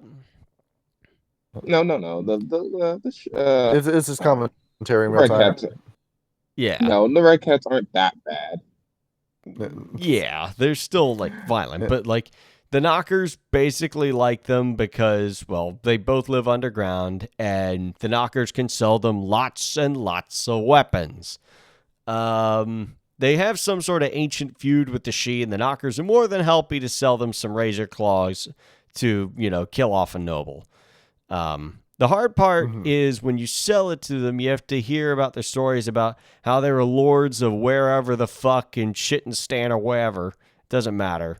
They tell their arms dealers more than they tell spouses, mistresses, bartenders, or anybody else on their kith. At least the Nockers are their buddies, and, it helps that a Slua is tastier than a Nocker, but, they avoid telling them to bite them. And if you're going to meet up, go well armed. They also claim to have been rulers, which is bullshit. They're dumb as a box of rocks. Just sell them a bunch of weapons and fuck off.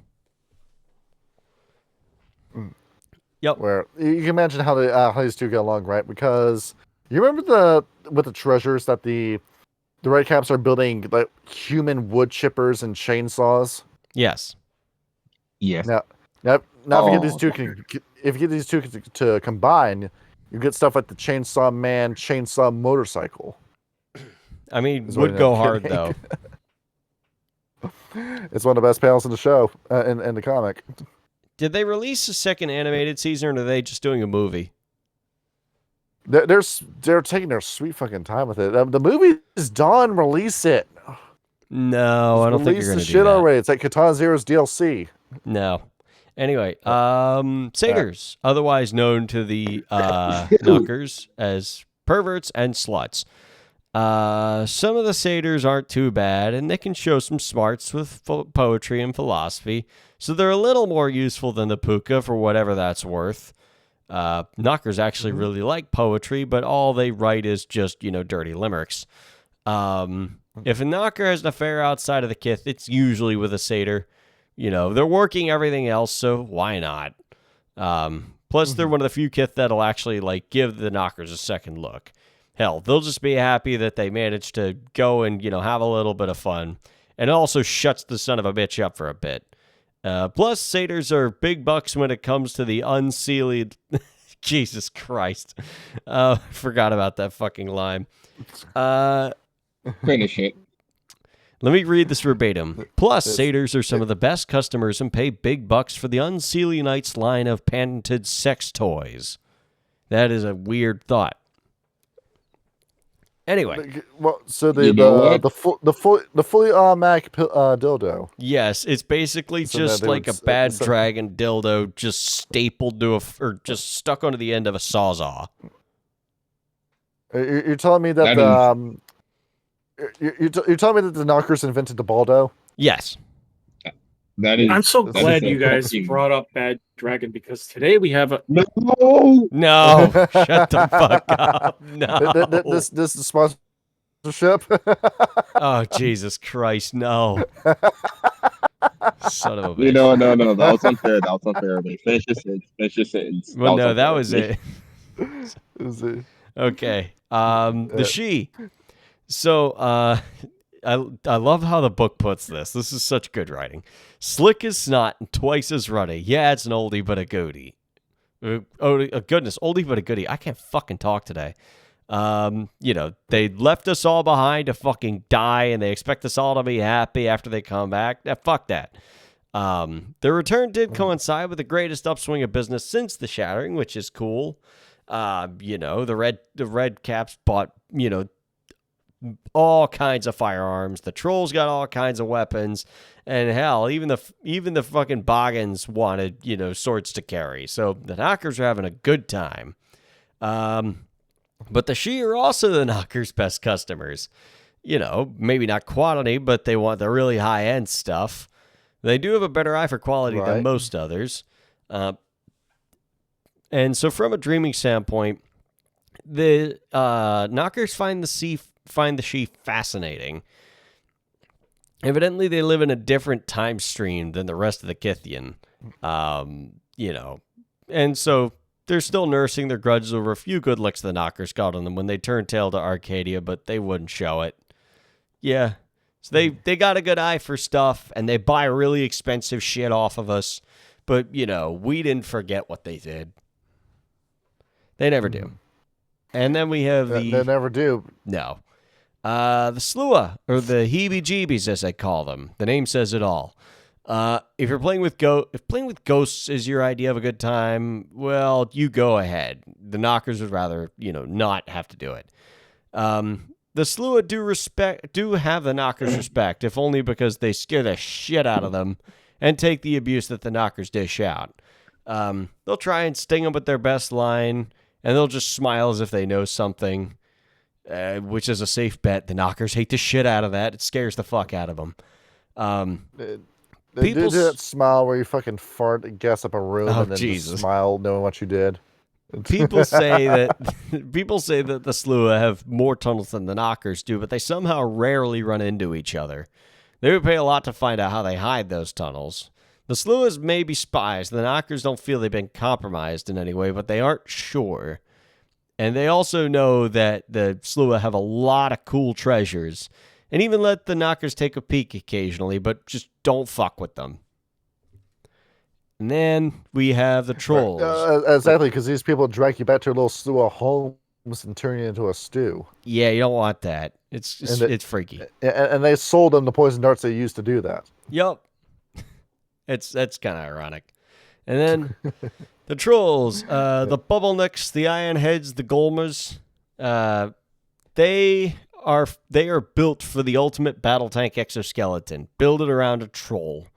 Sadly, they usually want nothing to do with Knocker devices. Ogres aren't as skittish, however.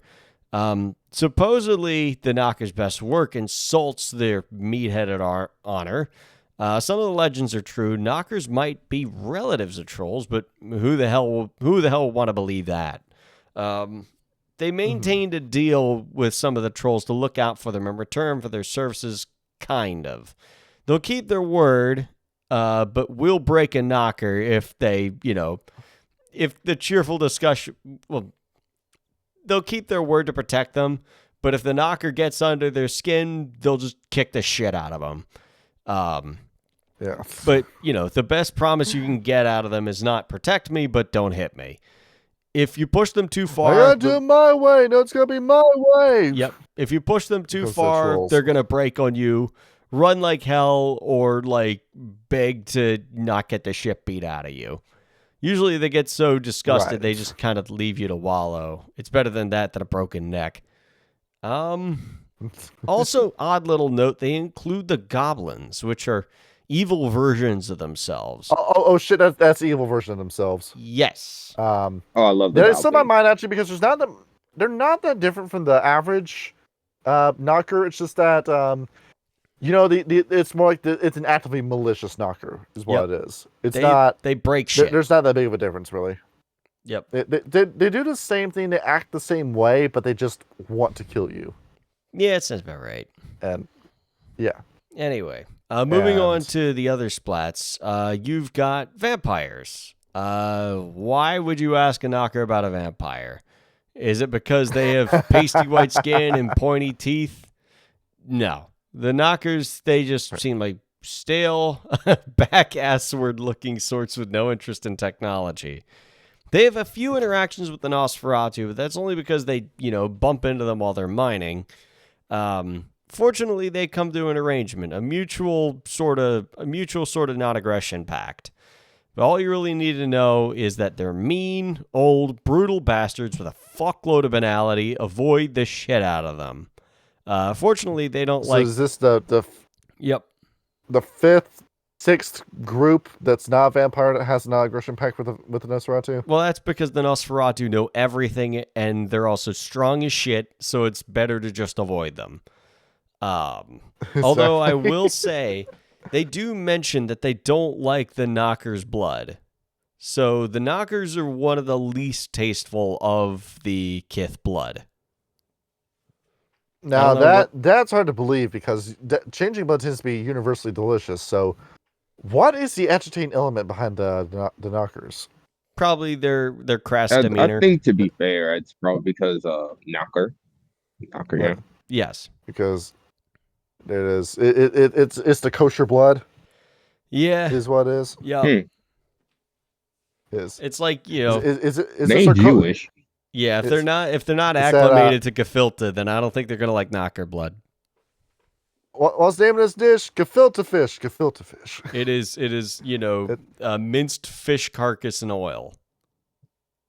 What's the name of this fish? I don't know. We just found it in a river, chopped it up into little pieces, minced it together, put it into a ball, and soaked it in oil so it stays good forever. That Kyle's it's the outtakes of Rush Hour 2, where like Chris Tucker, for the life of him, cannot remember gefilte fish, so he keeps bombing the line. Yes. I remember I was like, you know, I was at Home Depot one time. I was working there, and one of the guys I was working with, he was like scrolling through Insta or something, and he was like, he said he found a post that said it's like, you know, $50 if you can name what this is. And it shows a picture of gefilte. Mm-hmm. And I look over and I'm like, oh, that's gefilte fish. He's like, what the fuck is that? And I said exactly what the fuck it is. He's like, that sounds disgusting. And I'm like, it's a Jewish delicacy. He's like, how do you know that? Shalom, buddy. How the fuck do you think I know that? Takes one, no one. Anyway, werewolves. They might be related to the Nars, if I remember who the fuck that was, because I don't remember their They might be related to the Puka, which isn't true, but it's a good enough reason to make silver bullets. Only 3 tribes really concern the Knockers: the Fianna, who they mostly mix with the other Kith and don't say shit to the Knockers because they've been told that they're poison. That's okay. Here's the scary part. The Black Spiral Dancers have been sort of mingling with the Shadow Court as of lately. They don't have any Knocker interests in heart no matter what. Do not trust them. Smart move. And the Glasswalkers, oddly enough, who seem to have a lot in common with the Knockers. You can see the electricity in their fur and it ain't static.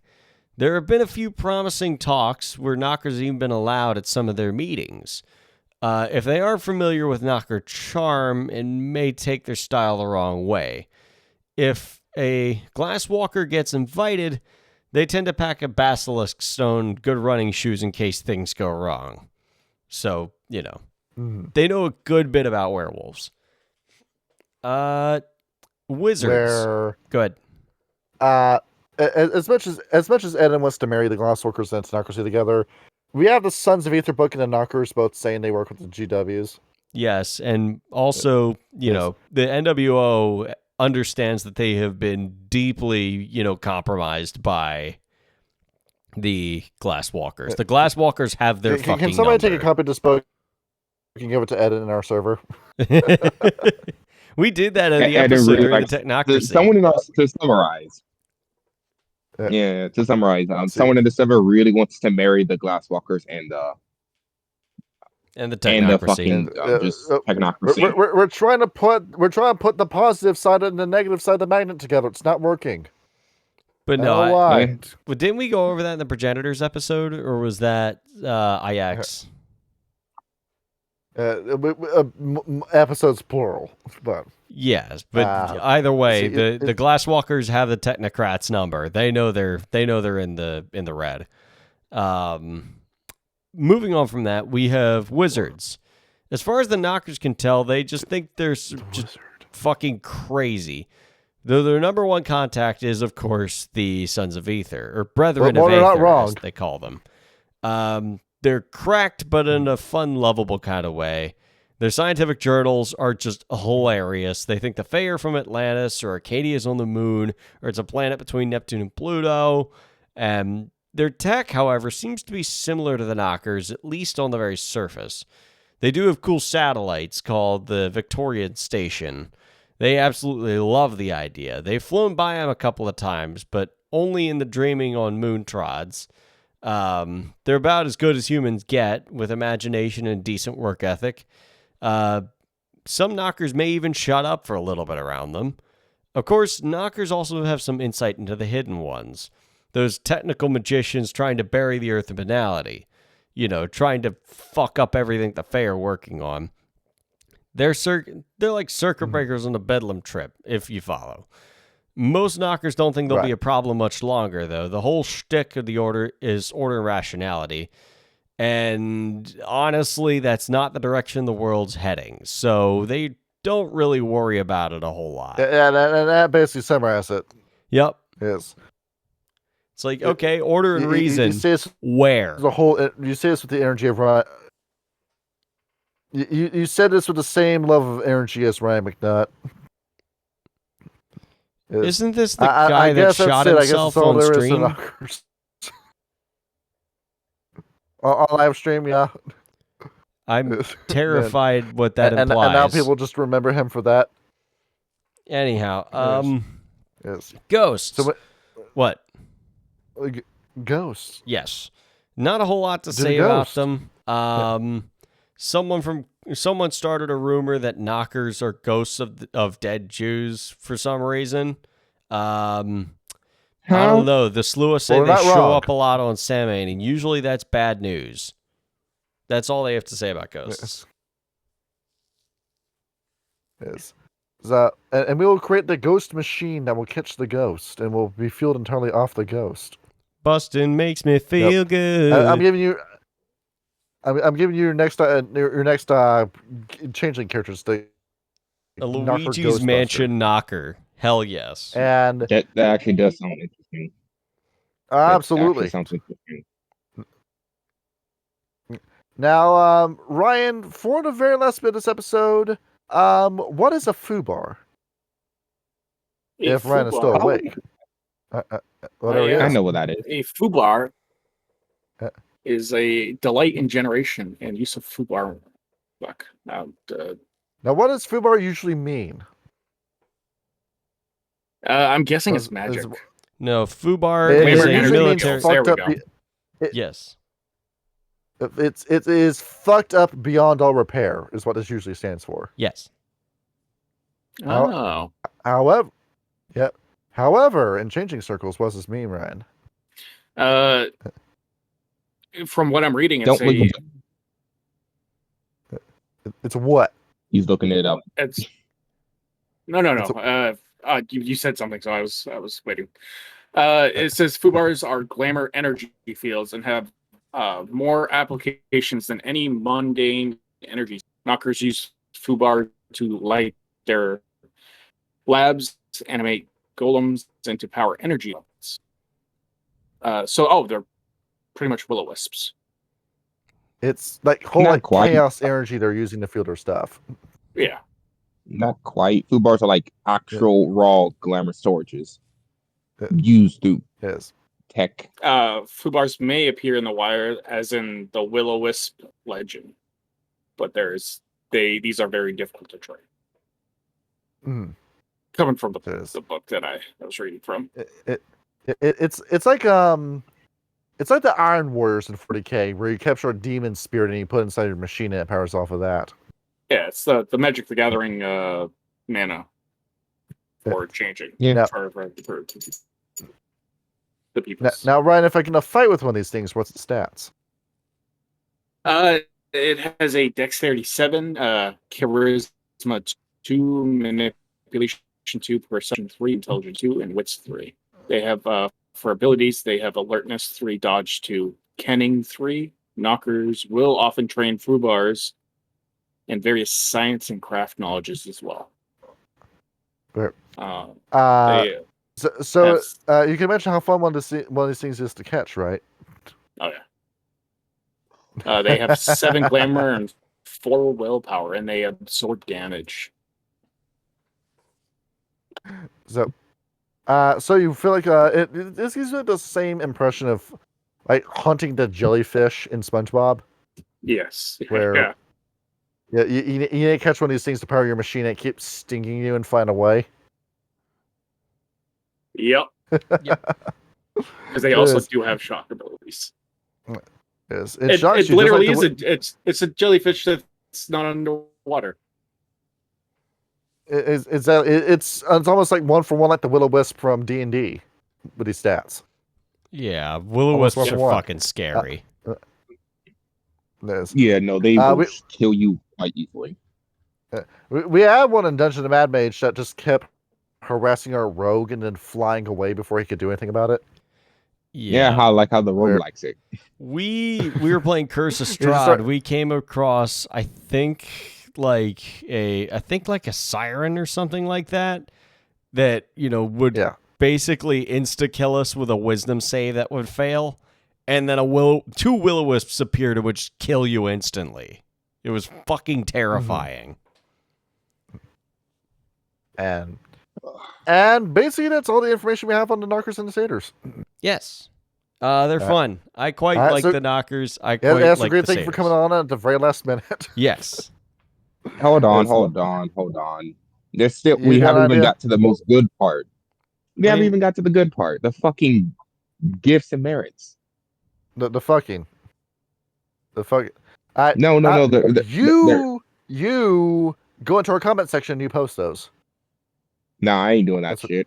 Give us a comment. Give us a boost. Nah. Homie, you showed up 2 hours late, dog. It is. Well, we've hit the time limit on the episode anyway. But I'll say this fine as the end. I assume they already said something about their special banality and their flaws and their special what they can do. Well, in the dreaming, they can basically make anything instantly. There, happen. Yeah. Good. Yep. Yeah. It's Minecraft on creative mode. It really is. So Kyle, you said you're like set on playing an issue when it comes to changing the dreaming. Yes. Would you change it to a satyr or a knocker? Maybe later, just because I had an idea for playing Cicero. But like playing Sarif, my issue is still like my primary prerogative when we do eventually get to changing the dreaming. Just because I want to be the substitute teacher that inspires children to be great storytellers. That is such a great, beautiful world full of adventure. And Ryan, do you see yourselves playing as either of these two? I would definitely play a knocker. The Knockers, I do believe, definitely going in for a knocker. Because Ryan, whenever it comes to game mechanics, like we said before in the show, whenever you give a game to you, you usually crack the game's meta within 5 minutes. He's very good at that. A little bit longer, I guess. Still gotta read through it. Because after all, when we first played D&D with you in Theros, you automatically knew what you were doing with the Ranger. Well, that was the pretty much regular D&D. Let's see. Well, I'll say. I remember thinking too, like my last thought when I first started joining with the Ranger, saying, "Oh, he's playing the Ranger because he doesn't want to be too like generic or like standard like with his ideas." And I can work with the Ranger. And then it turns out, no, I didn't need to give you any sort of magic items. You just had that shit figured out from the get go. Hey, don't let them hit you. I was saying like, oh, we got a competent Ranger player. Yeah, just don't get shot. That's all you had to do. Exactly. Amazing. And as it turns out, Gale was one. And it turns out Gale was one of our best characters in combat. Yes, indeed. Where it was you and it was me being character that were carrying most of the combat encounters in Theros. Yeah. Rangers are either fucking pathetic or mid-max to hell and back. I'm sorry. You gotta know what you're doing with Ranger. You gotta think when you play as those. Yep. Yeah. I don't know. When I did Darrow as a Ranger, I actually did pretty good. I also did good as Marcus as a Horizon Walker. And then you found the Blood Hunter, and you did even better. Oh yeah, dude. When we get done Storm King's Thunder, We have the Crooked Moon module, or at least my sister's fiance does. I'm going to play Kip in that, and I am so fucking ready. Oh, you got the Crooked One Moon too? I didn't know I was also shit. Let's go. Let's do it. Well, I Yeah, mean, let's this do is it. We this know is we one know how that, to write this shit better than Wizard of the Coast does. well, no, this is one that my which which which what? version you got? The fifth edition or the retardation of fifth? I mean the retarded sixth version. They try Fifth to call edition, to my 2025. knowledge. I didn't look too deep into it, but regardless, like I'm just saying. yeah, no, we've got me who's playing a blood hunter. My sister, I think, is playing a trickster domain cleric. We've got a glamour bard and a artificer, so it's going to be a fun ride.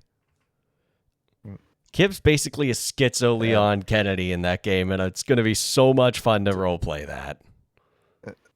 See, for the Satyrs and Nockers, I had an idea for Nockers before. I am thinking about using Rock and Nevermore again as an NPC in a game later down the line. I gotta figure out which one it is though. But when it comes to playing as these characters, I said the Slua is my favorite Kith. But if I do play a Slua, I know what it's going to be, and it's just going to be me when I was 16 years old. Is what's that going to look like? It would be a hell is goth that? kid. Where Kyle, I was back when I was in high school. You didn't see it, You but wore eyeliner. I was what we call a white goth, where I didn't wear black. I wore white. Is what I wore. Oh, you had Where- the white. fuck? You had the white leather tie with black studs on it. Kyle, you remember Switch from the Matrix, the first movie? I don't know. No, I don't think so. That's how I dressed. Oh, cool. And I didn't dye my hair white, but I did dye it blonde. And I would Oh yeah, It's you had always like really just short blonde hair for a minute. I do remember that. yes. Where That was a that's what weird it was. scene, That bro. sounds so That edgy. was, yeah, but that as a slew is what I ended up going with. That'd be kind of neat, though. And Sounds so edgy. but to prevent myself from just being what I was like when I was 16, if I were to play as a player in a Changeling game, it would be a satyr. Where Yeah.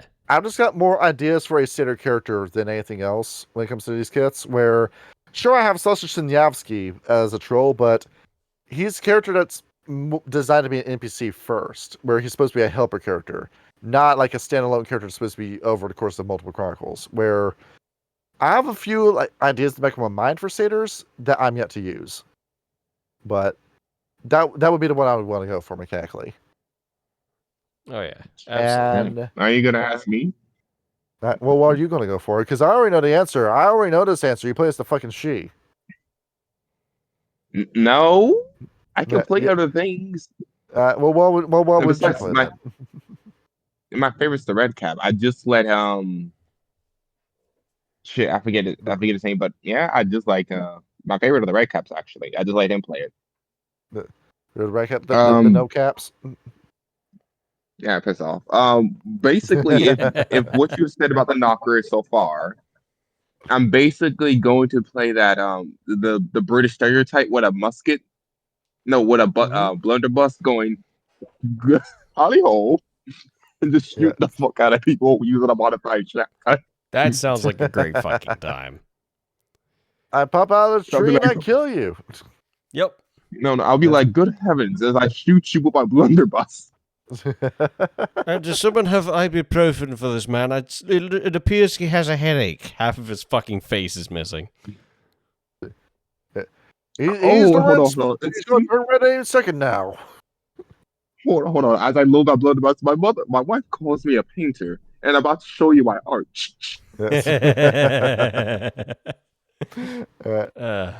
I think that tears it for this And- episode, though. And yeah, as late as at night, that's a wrap. Yep. Good night, everybody. All right. Yeah, good night, guys. and we'll Alright, see you good later. day. We will see you next episode where we're talking about the Good day. she themselves. Yes. Good night. Yeah, and this time I won't be late. All right. Good night. All right.